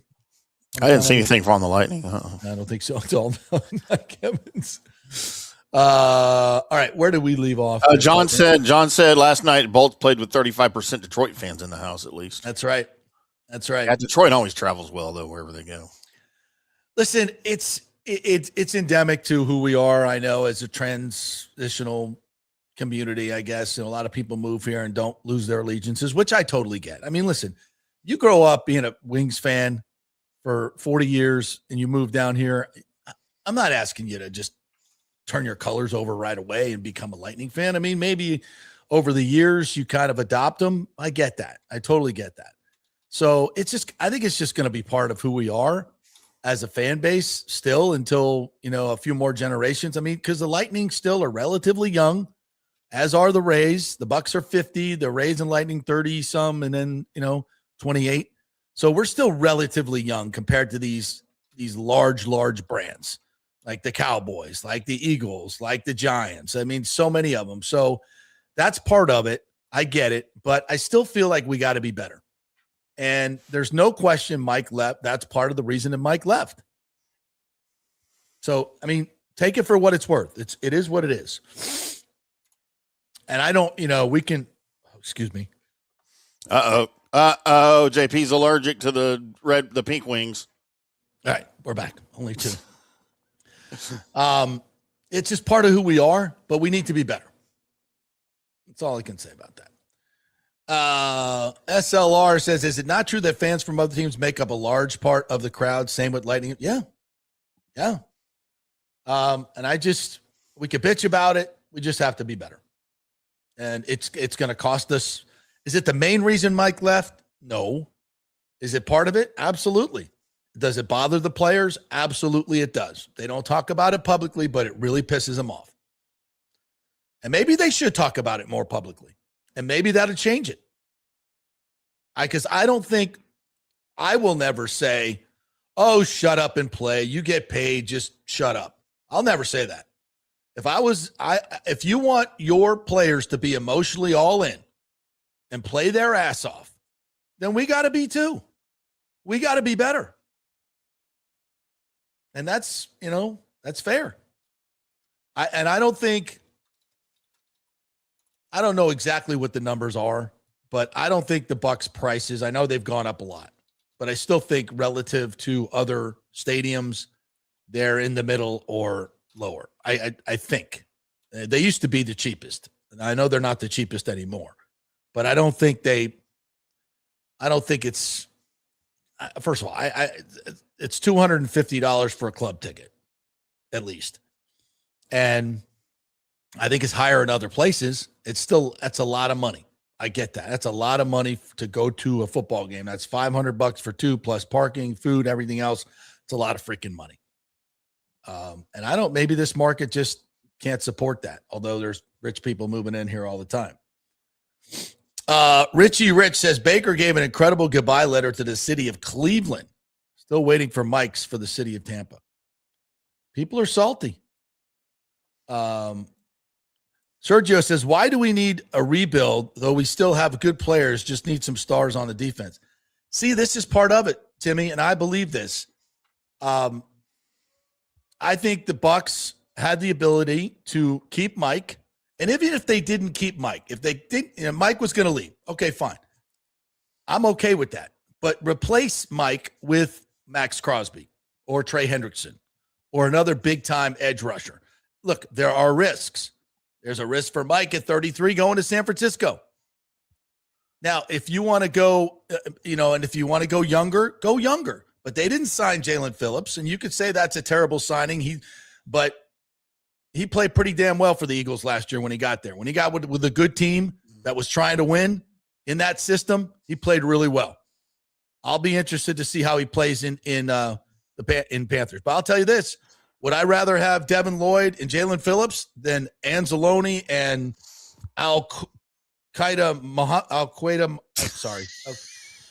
Keenan Muhammad? Al-Qaeda. No, yeah, I would. Those guys are younger. They're better. They're on the way up. They're more expensive and longer term. That's not what the Bucs are doing. It's a flat-out rebuild. These guys that they're signing are placeholders. They're not long-term answers. That's evident. Well, just by their age. Yeah, because of their age. Yeah. And Mike saw that coming. Maybe they told him. Maybe that's why he got pissed at the organization. If you were Baker Mayfield right now, would you be pissed? I would. I didn't come here to lose. And you notice you haven't heard much from Baker lately. Nothing. And he's always out there. Always out there. You haven't heard squadoosh from him. If I were Baker, I'd be pissed. I wasn't told about a rebuild. I didn't think we were rebuilding. Guess what? You're rebuilding. He wanted to be competitive and end his career here, and the Bucs could have done that. Now, you want to make the case that Seattle was in kind of a rebuild? Yeah. But if I'm not mistaken, Timmy, maybe you could pull this up. Pull up their free agent signings from last year. Bucs? No, Seattle. And the Patriots. These are teams that were rebuilding and went out and spent real money on younger up-and-coming players longer term than what the Bucs are doing. So my point being is these were teams that felt, Seattle was like, listen, we'll bring in Sam Darnold, and then we'll also go get a couple other pieces, and I'm trying to remember exactly who they had. And, of course, they had Kenneth Walker on his rookie deal and Jackson Smith and Jigba on his rookie deal, but we have some good players on here as well that are going to be here for a while. Tristan Wirfs is the best. The Bucs have the best offensive line, in my opinion, in football, or at least top 5. You can go by any metric one. That makes you competitive right away. I think they have a top 10 quarterback in Baker Mayfield. They have some really good receivers. And if Bucky gets back to being Bucky, you got one of the best running backs in the league. Vita Vea is still a very good player. If Kancey can stay healthy, then you go out and add a Devin Lloyd, a Jalen Phillips, or a Max or whatever, you got a squad that can compete. You didn't need to rebuild, and you should only rebuild when you have to rebuild, when you have no other options, in my opinion. But this is what they've chosen to do, and that's not on Mike. And I think that's fair. What'd you come up with? Did you? I'm trying to decipher this real quick to see if it's actually. Go ahead. I'll do some other things here. Alejandro says Baker is going to leave, trade Winfield Jr., Wirfs, because we're going to waste their time and waste their careers here. Let them go somewhere to win. Again, I don't blame Mike. Sapp and Lynch have done. Yeah, I see that side of it too. Notice Baker and the boys working out yesterday. That wasn't a coincidence, in my opinion. Yeah, that was circling on the internet. Those guys working out hard together. Hey, they ain't going to quit. They're under contract. Those guys are competitive. But I don't think necessarily that. Well, I know. I don't think the Bucs are doing right by those guys. I don't. That's just my opinion. Okay, I think I got it nailed down here now. I just had to make sure this wasn't previous years as well. Yeah. Of course, our biggest free agent signing was Sam Darnold. Right. They signed Cooper Kupp. The biggest defensive signing, DeMarcus Lawrence, edge rusher from the Cowboys. Big deal. What was that? Do you have the contract there? 3 years, $32 million. So $10 million, just over $10 million a year. Right. Backup quarterback Drew Lock returned. Wideout Marquez Valdez-Scantling. Tackle Josh Jones. Quarterback Shaquille Griffin. Tight end Eric Saubert Safety D'Anthony Bell. You get the picture. Yeah. They didn't go all in big. They didn't go big. DeMarcus Lawrence was their big defensive. That's a big one. Yeah. But quarterback. All they were doing was adding to an already strong, powerful defense under Mike McDonald. Right. So they had good players and they added to it. Right. And I really don't think that the Bucs are, these pickups that they have made are not needle movers. They're just not. They're placeholders for a rebuild. You want to hear the Bucs additions last year? Well, they re-signed their guys. But that's that's the thing. Guys. Yeah, who did they bring in? They brought in Hassan Reddick, Eddie Bridgewater, Riley Dixon, Charlie Heck, awful, Anthony Walker Jr., Kendall Vildor. Vildor was okay, but didn't move the needle. Yeah, I just saw Izzian just signed with where did he go? Detroit.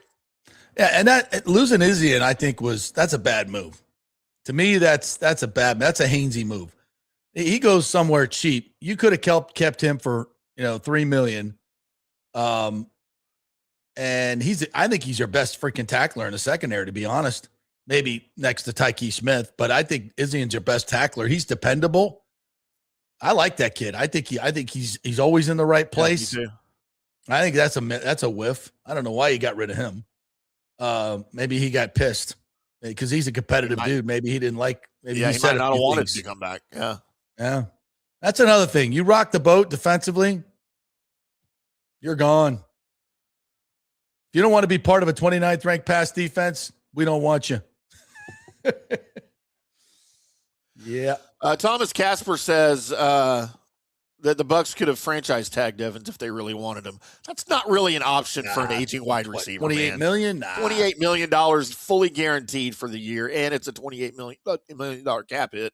Yeah, that wasn't really an option, a reasonable option, I don't think. If you're going to do that, you spend that money on defense. Yeah.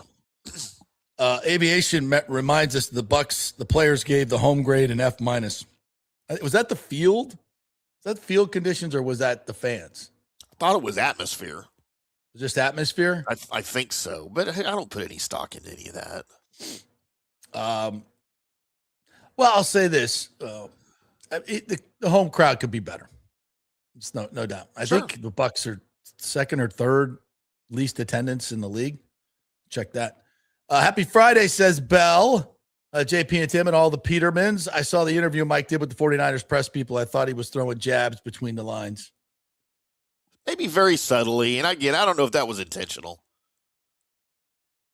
Alex Nunn says, also to the end, bashing your fans is wild. Did he bash them? I just don't think he did. I don't think he bashed them. Veiled shots. He did was I think they're veiled shots. But let's own it, man. Let's own it. Can we not own it? Now, I know you guys that go every game and you sweat your ass off and you play big money. You don't want to own it, and you're not the problem. You guys are not the problem. You're what's right with this team. And we got probably 45 to 45,000 of you diehard Buck fans that go to every game, rain or shine, heat wave or not, in the sun. You do. We need more. We need more that don't sell their tickets. Yeah. Bell also says, yeah, I thought the whole season there was something going on between the players, and I guess I was right. I'm just going to say this. After the bye, that was a different team. And I don't have any intel on this, but it just seemed like watching that team that a lot of guys checked out. That great chemistry they had in the first half just seemed to evaporate. And maybe when he gave them the whole damn week off, there were probably a bunch of guys who were like, what the fuck are we doing? Maybe he was like, what are we like? We're not okay. We're 6-2, but we need to get better. We haven't won anything. Sure. I like the rest, but let's go in and do some meetings and get better mentally. Let's go over. Let's self-scout. Let's be in the building. No. And when you give, what happens, when you give the players all that time off, coaches get the time off too. Yep. Priorities, much, JP. But they're in the building. I get it, but priorities. Nothing says mediocre like, hey, take the week off. Hated that. And look what happened. You can't run from it. You lost 7 of 8. And some very winnable games in there. Aviation thinks Mike's was throwing jabs. Sergio says the 49ers have been consistently a good team and a good division. So stop, Tim. That's right. Tell you what, we ain't winning that division. Good. I never said Todd Bowles ain't winning that division at 8 and 9. I can tell you that. Oh God, can you imagine? Yeah. Putting the Bucs in that division. By the way, JP, our poll numbers update. Whose fault is the Mike Evans debacle? The Bucs organization leading significantly, 79%. Mike Evans, 16%. Someone else, 5%.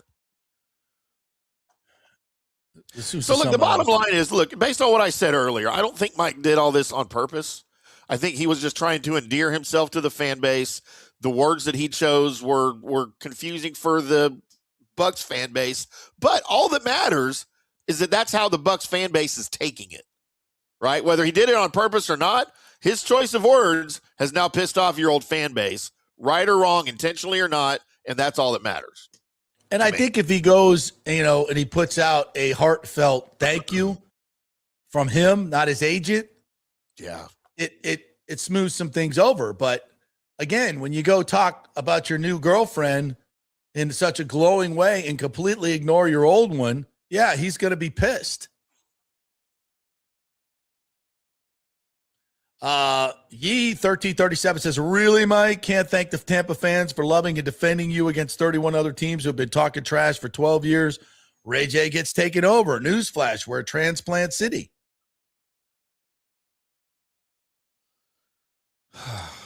Every Buck fan in the building loves and supports you, though. Bad look. Can't argue with that. This fan base remember when, and by the way, the organization, put the game on the line, put the freaking playoff spot on the line to send you back out there to get your 1,000 yards, your individual record. Okay? Todd Bowles didn't want to do that. He went along with it. And from a football standpoint, that was suicide. That was a big freaking risk. You lose that game, you don't go to the playoffs. You imagine if that ball gets picked off? And they did that for you. So let's not. This is why I'm conflicted about this whole thing, bro. I mean, I never want to be on the fence, but this is just, if I'm just being honest, there's good arguments on both sides here. Yeah, really is. Richard Bolt says, translation of what Mike said is simple. Mike wasn't buying what Bowles and the Bucs are selling. The Bucs are not a good team and probably 3 to 5 years away from being a real contender for anything. Yeah, and that's true. But I would kind of like Mike to say yesterday in his address, hey, look, the Bucs are kind of going through a bit of a rebuild. They're not, and just be frank about it. And I think that, and say, and I love my time there, and I love the Bucs, and the fans were awesome to me. They were fantastic. I love Tampa Bay, and there was a time when I wanted to be a Buck for life. I really, really did. But they have, they've decided that they want to go younger. They want to do, they drafted Emeka Egbuka, my replacement. So my time there, as great as it was, is done. And now this is a new chapter. That's all he had to say. And I think all this goes away. Fair? Well, you'll still have a small contingent of people that are going to be unhappy about it. But you could say, no, he's for the most part. Yeah, for the most part, you're absolutely correct. He could have headed all of this off at the pass as soon as he signed. Before he signed that deal, in between the announcement that he was leaving and the time he signed the deal, he could have put that heartfelt social media post out in his words or done a video. Guys do videos now when you leave cities, Yeah. Hey, man, I love all of you guys. Thank you so much for helping me make me what I've been this last 12 years. I will never forget this. Tampa Bay will always be my home. But now it's time to go to the next chapter in my professional career. And when it's all over, I'm coming back to Tampa Bay. There. Boom. He needs to let me write it for him. And he didn't. Yeah. And there could be a reason. There's a reason why he didn't. Yep. And if the reason is why is because he's salty that they're not. Be salty the organization, though, not the fans. Well, could it be, Mike's really pissed and said, listen, I wanted to be a Buck for life. I didn't want to leave. And you guys said you were going to keep going all in. And you didn't. Yeah. You switched midstream. So, and maybe he doesn't want to come out and say that because it makes the organization look horrible. But I still think, to your point, there's a way to do it in the right way. Yeah. Richie Rich said Baker's got 86 from Cleveland, and he sent the fan base an amazing appreciation letter. Yeah. Dude, the Cleveland fans are nothing if not loyal. Yeah. Yeah, they are. Bell says those young Bucks on the Bucs are about to change the game. Let's buck and go. Listen, I hope we get to that point after the draft where, we're really excited about this team, but I'm going to have a hard time getting there. A really hard time. This is my favorite comment of the day so far from Bell. At the end here, she ain't never going to make him feel like we did. Spoken like a true ex-girlfriend, Bell.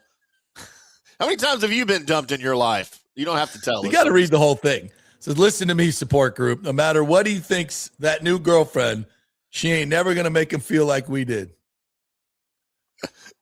I get it. We may not be as big and as rich in tradition as far as a fan base, but we're quality. Our boobs might not be as big, but we can cook.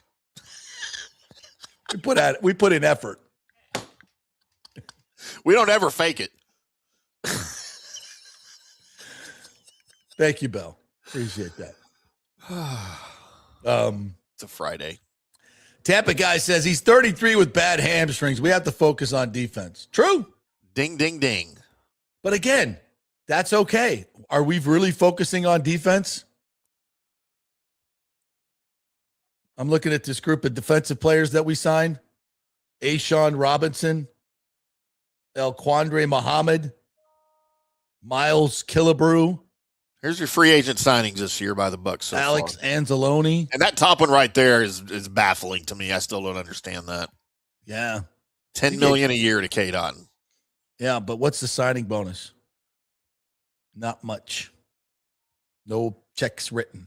It's no big check. Still a 3-year deal, though, man. Yeah, but how much of it is guaranteed? He needs to be on a week-to-week contract, if anything. He's a little above average tight end. Okay, but you don't have where we differ. The deal is you don't have to write the big check. If you were going to sign Isaiah Likely, you have to write a big check. Well, you're going to get big production too. You get what you pay for in this league. No, I'm not saying that's the right way to go. I'm just saying this is the way they're going. They're going cheap. Yeah, and they're rebuilding. They're gonna listen. What this screams to me is we're not extending Baker. 27 is a rich quarterback draft. We're going to get a quarterback. We're going to finally pick the right quarterback. Good luck with that. You're finally going to pick the right quarterback in 27. We're going to develop him on a rookie contract and then go out and spend money. That's the plan. And we're going to hire a new coach that's going to pick the new quarterback.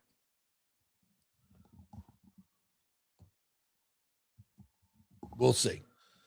That's what it looks like to me. The bottom line is, who's excited for the Bucs 2026 season? Well, they're not done yet. We still have the draft. Yay. Max Crosby's still available. That's right. He is. Yep. They could still go do stuff, but they ain't doing it. As far as linebackers and secondary goes, there's not a lot left, but Max Crosby's out there still.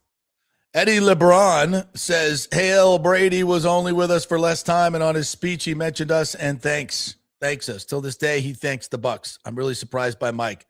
I didn't see him going out like this. Wow. Guns a-blazing. Yeah. Shooting the middle finger at the whole state of Florida. Aviation says, I'd love to see Baker step up and be a leader. I think he's already done that. Oh, yeah. It's time, young man. Your time is now. Well, he has to be. He's under contract. It's his last year. He's got to pour all into it. But I can't help but thinking he's a little pissed off.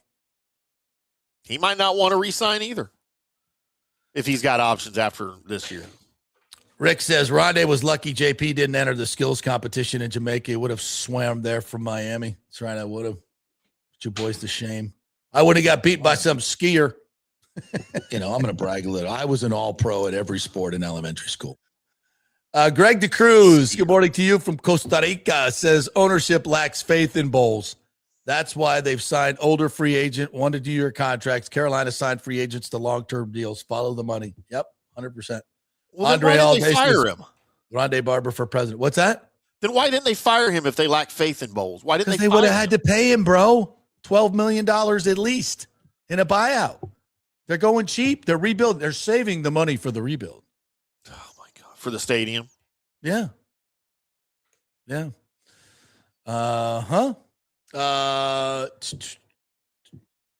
Richie Rich says J-Mac in 2 seconds for AJ Brown.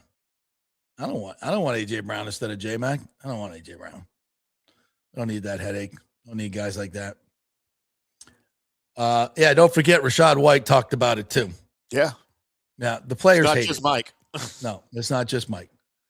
David Terry says, great to see our boys get back to simple hockey and show some effort and urgency. They did last night. Absolutely. They've been going through the dog days. I think they turned it around last night. I'm looking forward to that. All right.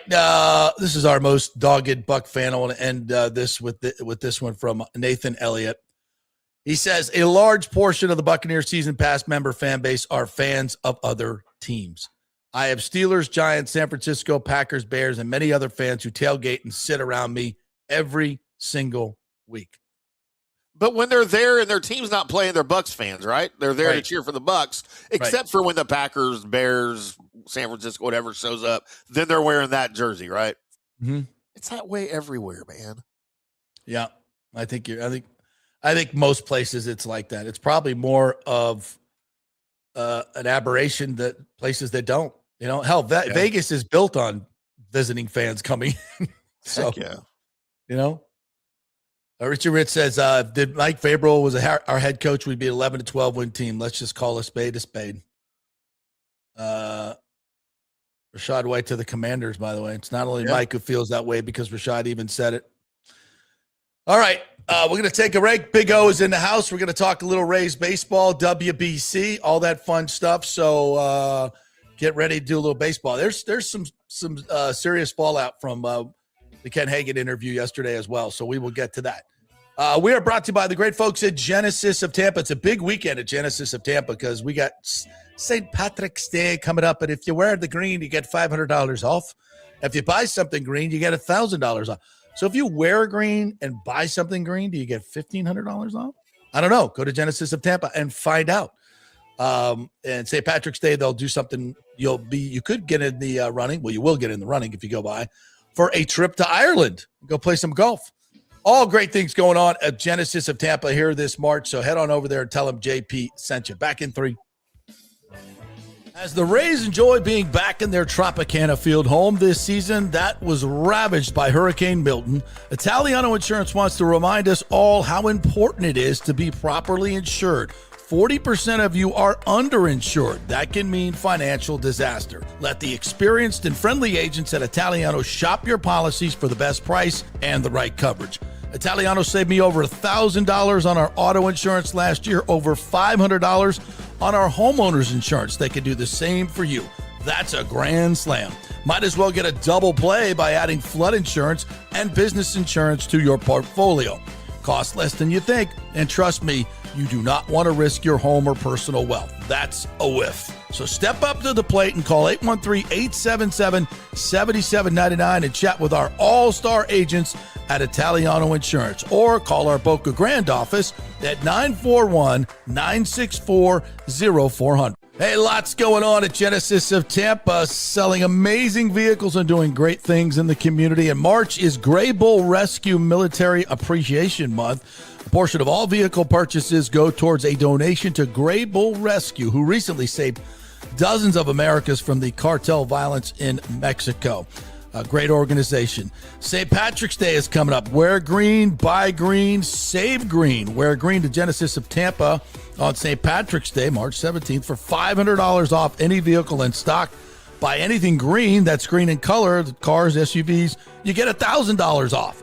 Also, buy a vehicle between March 14th and 17th, and you'll be entered to win a trip to Ireland on us. How about that? Of course, Genesis vehicles are the best in class for value, technology, luxury. And there's a National Genesis Signature event going on currently to get 1.9% financing. Limitations apply. Whether it's the G70, G80, 90 sedans, or the incredible SUV lineup, take a test drive and see what everyone is talking about. It's special. Genesis of Tampa, 801 East Bears Avenue. Tell them JP sent you. Hey, the Golden Diamond Source wants to be your family jeweler, so don't wait any longer to find that one-of-a-kind perfect engagement ring for that special someone in your life. At the Golden Diamond Source, they can design anything you want personally. The Golden Diamond Source can help you trade in your old broken jewelry and use it towards a new purchase as well. And with gold prices at record high, now is the best time to do it. They only sell natural diamonds at the Golden Diamond Source, so if it's a real love, it should be a real natural diamond. Don't start your relationship with a fake diamond. Bad idea. And with the Golden Diamond Source first-time buyer program, you can learn all about the 4 C's in all the different shapes and styles. And they are able to show you a huge selection of inventory to choose from. And don't forget, 0% financing for up to 5 years. If you finance $5,000, it's only $83 a month. Make sure it's a Golden Diamond Source diamond, 3800 Almerton Road, always online at goldendiamond.com. It's a love you give only at Golden Diamond Source. JP here for Riveters, our new official sports bar and grill of the JP Peterson Show. And just like our show, no BS, no corporate chain feel, just amazing, authentic folks serving great comfort food in a casual atmosphere at unheard of prices. Riveters is located just south of Raymond James and Steinbrenner Field on Dale Mabry, walking distance to the park, so free parking, great place for pregame and postgame. Let's talk about fresh food. Nothing is frozen. Burgers, wings, prime rib, roasted fresh daily, never frozen. That makes a huge difference. The mahi, the salmon, also super fresh. All our sauces are original recipes made in-house. Our Warhawk chili and fully loaded potato soup is made fresh in-house. It's the best food anywhere, served by people who actually care. Riveters on Dale Mabry, just north of 275, just south of where the Bucs and Rays play. We'll see you there. Sunshine State, where the storms roll in. Gotta keep your roof strong and never give in. From hurricane winds to that summer heat, pitch roofing's here and they're hard to beat. From shingles to metal, they got the skill, fixing up your home with a builder's thrill. When your roof's in trouble and you don't know who to call, just remember Pitch Roofing, they'll cover it all. Pitch Roofing, roofing done right, keeping you safe day and night. In the Florida sunshine or stormy skies, Pitch Roofing, roofing done right. Let's go. Right now. Back to the show on FanStream Sports.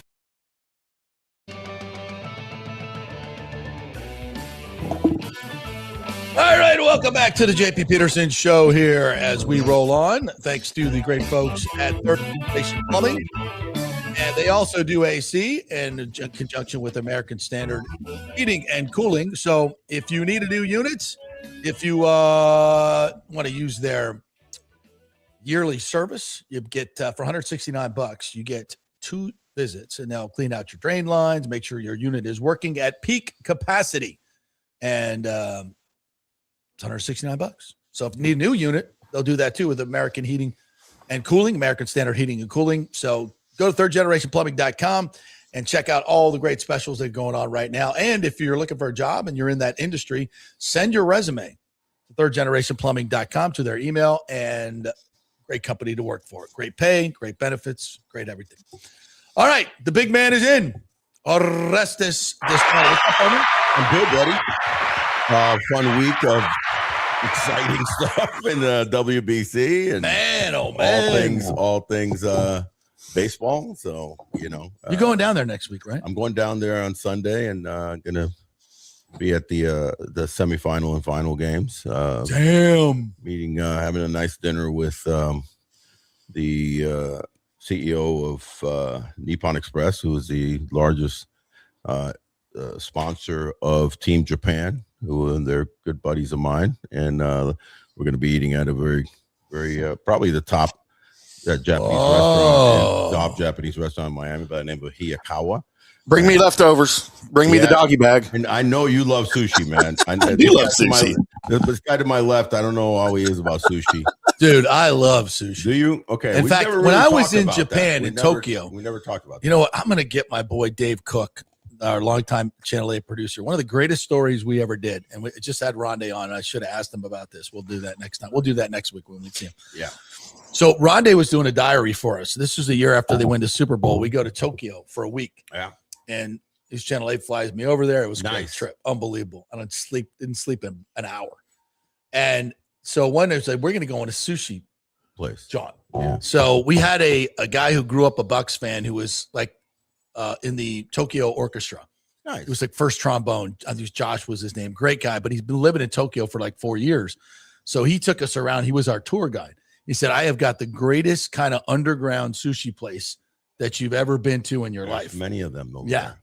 And so he goes, this is the place where the prime minister goes secretly to get his sushi. Oh, wow. We're like, okay, this place is going to be good.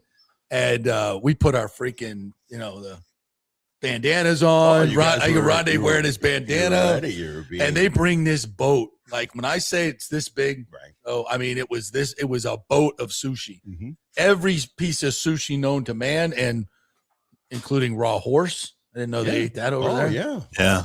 Delicacy. It's called Uma. Uma. Yeah. Yeah. A little chewy. It's a little chewy, but it's really good. Yeah. It's actually a little like alligator. If you've ever had alligator, the texture. Secretariat was a little chewy. Yeah. Yeah. Yeah. Uma is a delicacy and expensive. It was. I don't know who paid the bill, but wasn't you paid the bill. Wasn't me. But man, there was some things on there that I would never eat again. Things with eyes on it, looking back at me. Yeah. Yeah. We're really squishy. And you're probably having some sashimi too. And, just, oh yeah. There's so many, because sushi is not all raw fish. Obviously it's how it's prepared, but some of it is a little funky that I can't get into, but I love most of it. And, so they have this place in Miami's got all that and more probably. Yeah. Hiyakawa is a premier. He owns several restaurants on there. One of them has a Michelin star called Ogawa. This one is just spectacular, the design.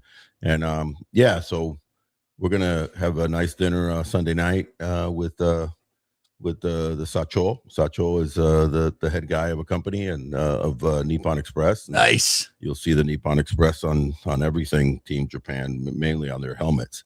And that's a major company. It's kind of like the Federal Express of Japan. Yeah, basically. Okay. So it's so it'll be a lot of fun and probably pop in their suite and catch, like I did 3 years ago. So it'll be a fun. Quick story about first time that I ate something really unique in Japan.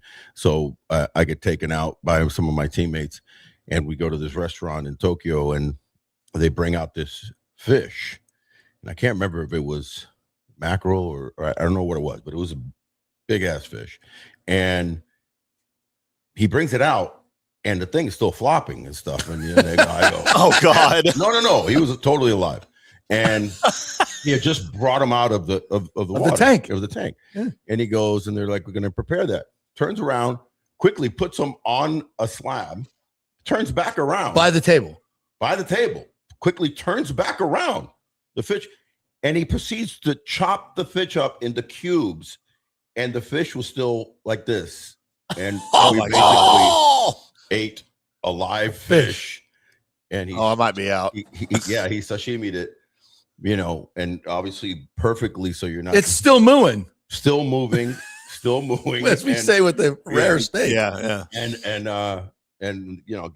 hits it perfectly. So it turns out to be in little cubes, and it's not hitting any of the bones or anything inside. And they're like, oh, it's good. Ore, because they call me Ore over there. Ore, yeah. Dozo, Dozo is please go. And I'm like, okay. And I get my thing and I'm eating this. Is it warm?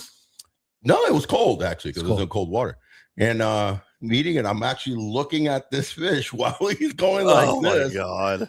And I'm no. Yes. Oh no. That was the most incredible thing. But listen, it's different when it's fresh. That's true sashimi. What did it taste like? It tasted like fish. No, just kidding. Was it better? Yeah, I mean, it was as fresh as can be. Yeah, Yeah, it was. Rather than just taking a bite out of it, literally, that was about the best you could do. Yeah, but it was just the preparation. The guy turned around, basically said, like, this is what you're going to be having. 30 seconds later, he's coming back and he's chopping it right there. Oh my God. And it's like, and like, okay, dozo, like, please. Oh man, enjoy. I might be out. No, you won't be out. You would. And this is from a guy who eats raw oysters, pretty regularly. You would appreciate the art of the mastery of what they can. Wow. Yeah. Well, fish is fish. I mean, we used to go down to the Keys for lobster season, and lobster season people love it because you literally take the lobsters out of the water, right? And within an hour, they're on the grill. You're putting, and just we were, at the campground, just lathering up the garlic butter.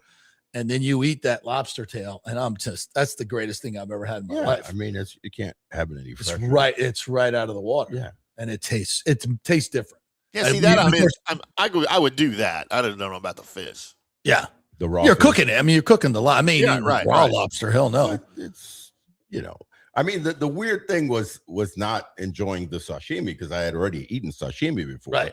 Which is, it's the presentation. It's the presentation. And then that fish still kind of his eye was basically looking at me and going, seriously, dude, you're gonna do this, you big brown Cuban. You're gonna literally, okay, I see, I'm gonna get back. I see you. That's just bad karma. JP, I'm not gonna read Rick's comment, but you need to read it right there so Big O can hear it. Now Big O's kids know why the goldfish bowl was always being replaced. Holy cow. What happened to JoJo? Where'd JoJo go? Nah, don't worry about JoJo. Don't worry. JoJo's in a I went to see JoJo and he was gone. JoJo's in a better place. My stomach. O's got a little tail hanging out of his mouth. In a better place. It's all good. Come back, JoJo. Come back. Oh, all right. No Beatles references on this show. All right. Good job there. I'm on. I've got a WBC question for you, Big O. No, do it. As I try to pull us out of this ditch. No, this is actually about the selection process. Now, obviously, any players in MLB are eligible to be selected to play. Sure. What is the rulings on the managers to lead Team USA? Obviously, you can't take a guy that's an active manager of an MLB team, right? Right. Of course not. So is that why DeRosa kind of by default got this job, or what? Yeah, there's a lot of guys were available. And does that make that a disadvantage then? It doesn't make it a disadvantage. I mean, I think you had my former manager Jim Skip Leland, managed them to victory, and so you want to pick the best guy that you can, that has managed at a major league level or at a high level. Mark DeRosa hadn't managed, I don't believe, even in the minors. No, never. So it was an interesting pick to begin with back in 2023. And they came up short, but they did make it to the finals, and they were, the 1-1 ball game with, the great Shohei going up against the great Trout. And it was, no pun intended there, talking about fish, but I circled all the way back. He went belly up in that at bat. See how that sure worked? did. And he got filleted. And he got filleted. He got filleted by Shohei. Sweeper, boom. Where's Tim Salmon in all of this? Hello. Oh, Big very fan. nice. Big Very fan nice. of Tim Salmon. Very nice. Big fan of Tim Salmon. Rangers killer. But that's an interesting thought. I mean, listen.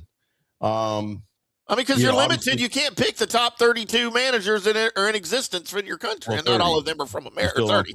But not all of them are from America, obviously. So I mean, but you're limited to like retreads, right? And guys that don't currently have jobs. Someone that's never managed. So that's kind of I would think, if you're going to go there, then why not? Joe Madden would have been an excellent choice. Would have been a phenomenal choice. He would have been there, like what you had with Skip Leland, a guy that's not only managed, but managed at a high level, won a World Series, has managed a lot of these players, or at least have the relationships. That's one of the reasons that Skip Leland was so good, because he knew all these players. And also, you need a manager like Skip Leland, like Joe Madden, that connects with all different types of players, because that's a great point. The magic of Joe Madden, and Leland. It didn't matter if you're white, black, or whatever. He just had a force. Joe Torre, obviously, years ago could have managed that team. Not anymore. He's older, but I could have seen Torre manage baback during that Leland time. He was already retired, or maybe even 3 years ago. You could have, seen Joe Torre come back. You bring up an interesting point tied to that I've been thinking about in the last, day or so. And that is we're coming into, kind of where the stretch run of spring training, and the season starting in 12 days, somewhere thereabouts. No, 14 days, maybe the 26th, 26, yeah. So where does the WBC, what is the effect and the ramifications of WBC? I'm a big proponent of WBC. I think it's a great idea. I think it needs to perpetuate and go on, but you can't negate the fact that every 3 years you're going to have kind of a stymied spring training. And how does that affect the beginning of the season? Well, I'll say this, and I got a point to that. I'll say this, as opposed to what hockey is doing and what they just did that was crazy to upset the Lightning.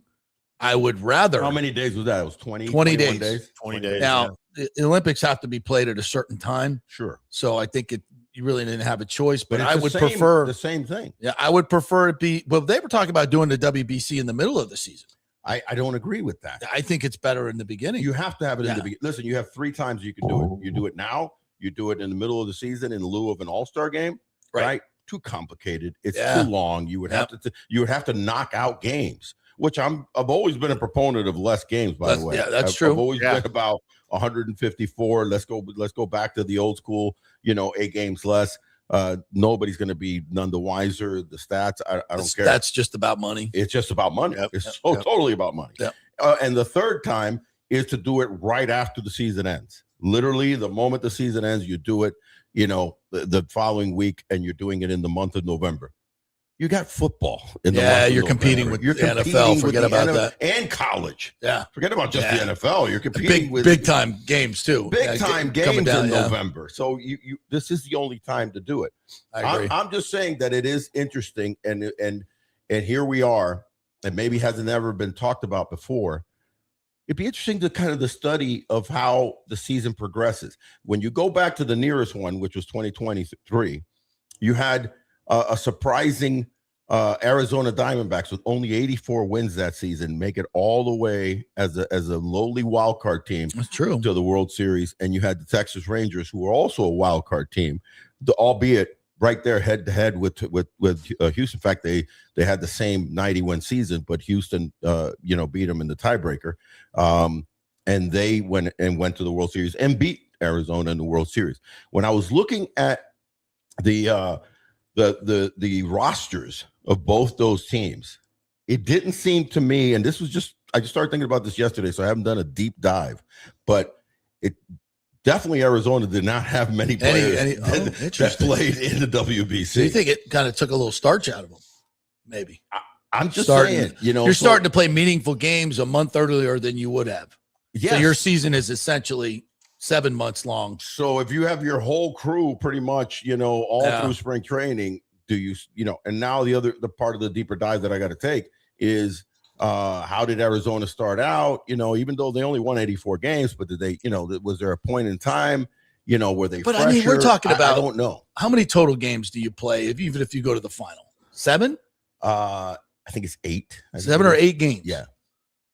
And you'd be playing probably. It's not that. It's just the intensity. The intensity, but also there's a flow to spring training that is that's expected and important, and how you're doing the early games. No doubt, guys are getting so guys that are playing certainly started their preparations a month earlier than they had would to. have. Yeah, they started a month earlier, and so you would think that it wouldn't be much of a blurb, but it just got me thinking about how that's interesting. Super interesting. That at all, you should not stop it. Just like you're not going to stop every 4 years to have hockey not send their best players in the world.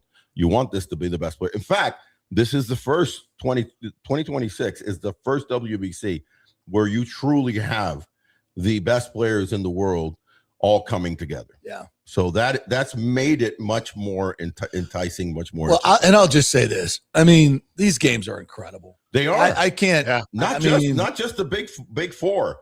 It's been all of them. You know, they've been fascinating, exciting. You've had walk-offs. The Netherlands, you know, with Ozzy Albies having a 3 walk-off.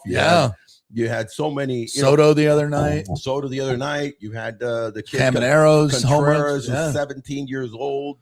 You know, even Judge going deep to begin that game in the late inning heroics, and drama with Mexico and U.S. That was a fantastic our boy game. Junior, just again lifting up what is the reality that this guy is a true superstar. Yeah, we got to keep this. I think they got it right. No, they got it right. They got it right. Don't get me wrong. Yeah, they got it right. And now, if one big somebody gets hurt, everybody's going to start yelling and screaming. There's been a couple. I mean, in the last few years, you had Teixeira get hurt. You had, oh my God. I mean, the biggest one has been, and it was a fluke because he was celebrating a win with Edwin Diaz, you know, tearing up his knee, jumping up and down, you know, after a victory. And he was out for the whole season. So, you know, the Mets suffered for that. But no, you don't take it away. It's just I'm curious to see how it affects month one of the season, and then does that, you know, because you can't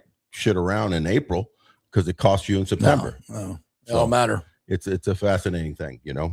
All right. Well, we got a Big O show coming up here in just a little bit. We'll start around 12:30. So we're going to get into the Rays stuff. There's, you know, some talk about the SITS tax, which we'll get into during the show. Ken Hagan came on yesterday and talked a little bit about that. So that's going to be a big part of this argument. So we'll as we said about a month and a half ago, this is going to get ugly politically. I told you that. There's going to be some ugly times. It's clear that the Tampa Bay Times is going to try to stoke the fires on all of this. And yesterday, I put out on social media the email addresses of their city council persons, and I'm going to do the same thing with the county folks today. And somebody came up, Steve and who was it? Steve and Cynthia last night that I met in the club. Thank you very much. It was great to see you guys, loyal listeners. Said they've already emailed everybody at the city. That's awesome. And we'll do the county as well. We got to get off our asses because there's going to be Joshua Wolstall on the county commission is already going to. He's that guy that doesn't want the stadium. We're going to overwhelm him. He's only one vote. We're going to overwhelm everybody with the people that want this. So it's time for us to get off our asses, Rays fans, and engage 10 more people. I'm asking you all to do it. Get 10 more people to do it as well, so that they know this is not being obnoxious. This is government at its finest. We're going to let them know. Constituents. We're the constituents, and we're not going to have a vote on this. We're not going to have a vote on it. So let them know. There's plenty of negative people out there, but they're the minority. They're the minority, in my opinion. So let's get on it and start emailing. So we're going to talk a lot about that. What else are we going to talk about in the Big O show?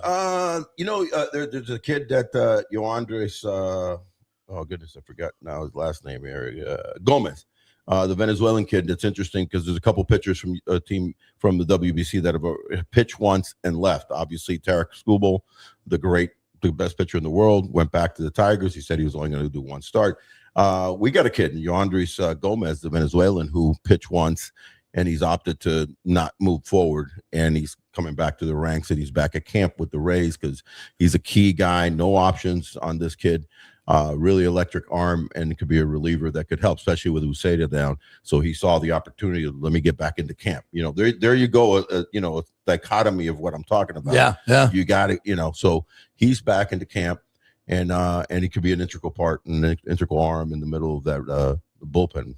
Wow. Okay. I didn't even know about him. Yeah. All right. So all that and more coming up on the Big O show around 12:30. Timmy, great job today. You want final poll numbers here? Yes, please. Final poll numbers out of about 200 voters on the show today. 78% blame the Bucs organization for the Mike Evans debacle. So there you go. Wow, that's interesting. A vocal minority is taking over, bashing Mike. I think both sides have good arguments in this one. Absolutely. But in the end, he gone. We're Buck fans, and we wish him the best, but not Not too much. Yeah. No. See you in the playoffs, biatch. How great would that be? That'd be interesting.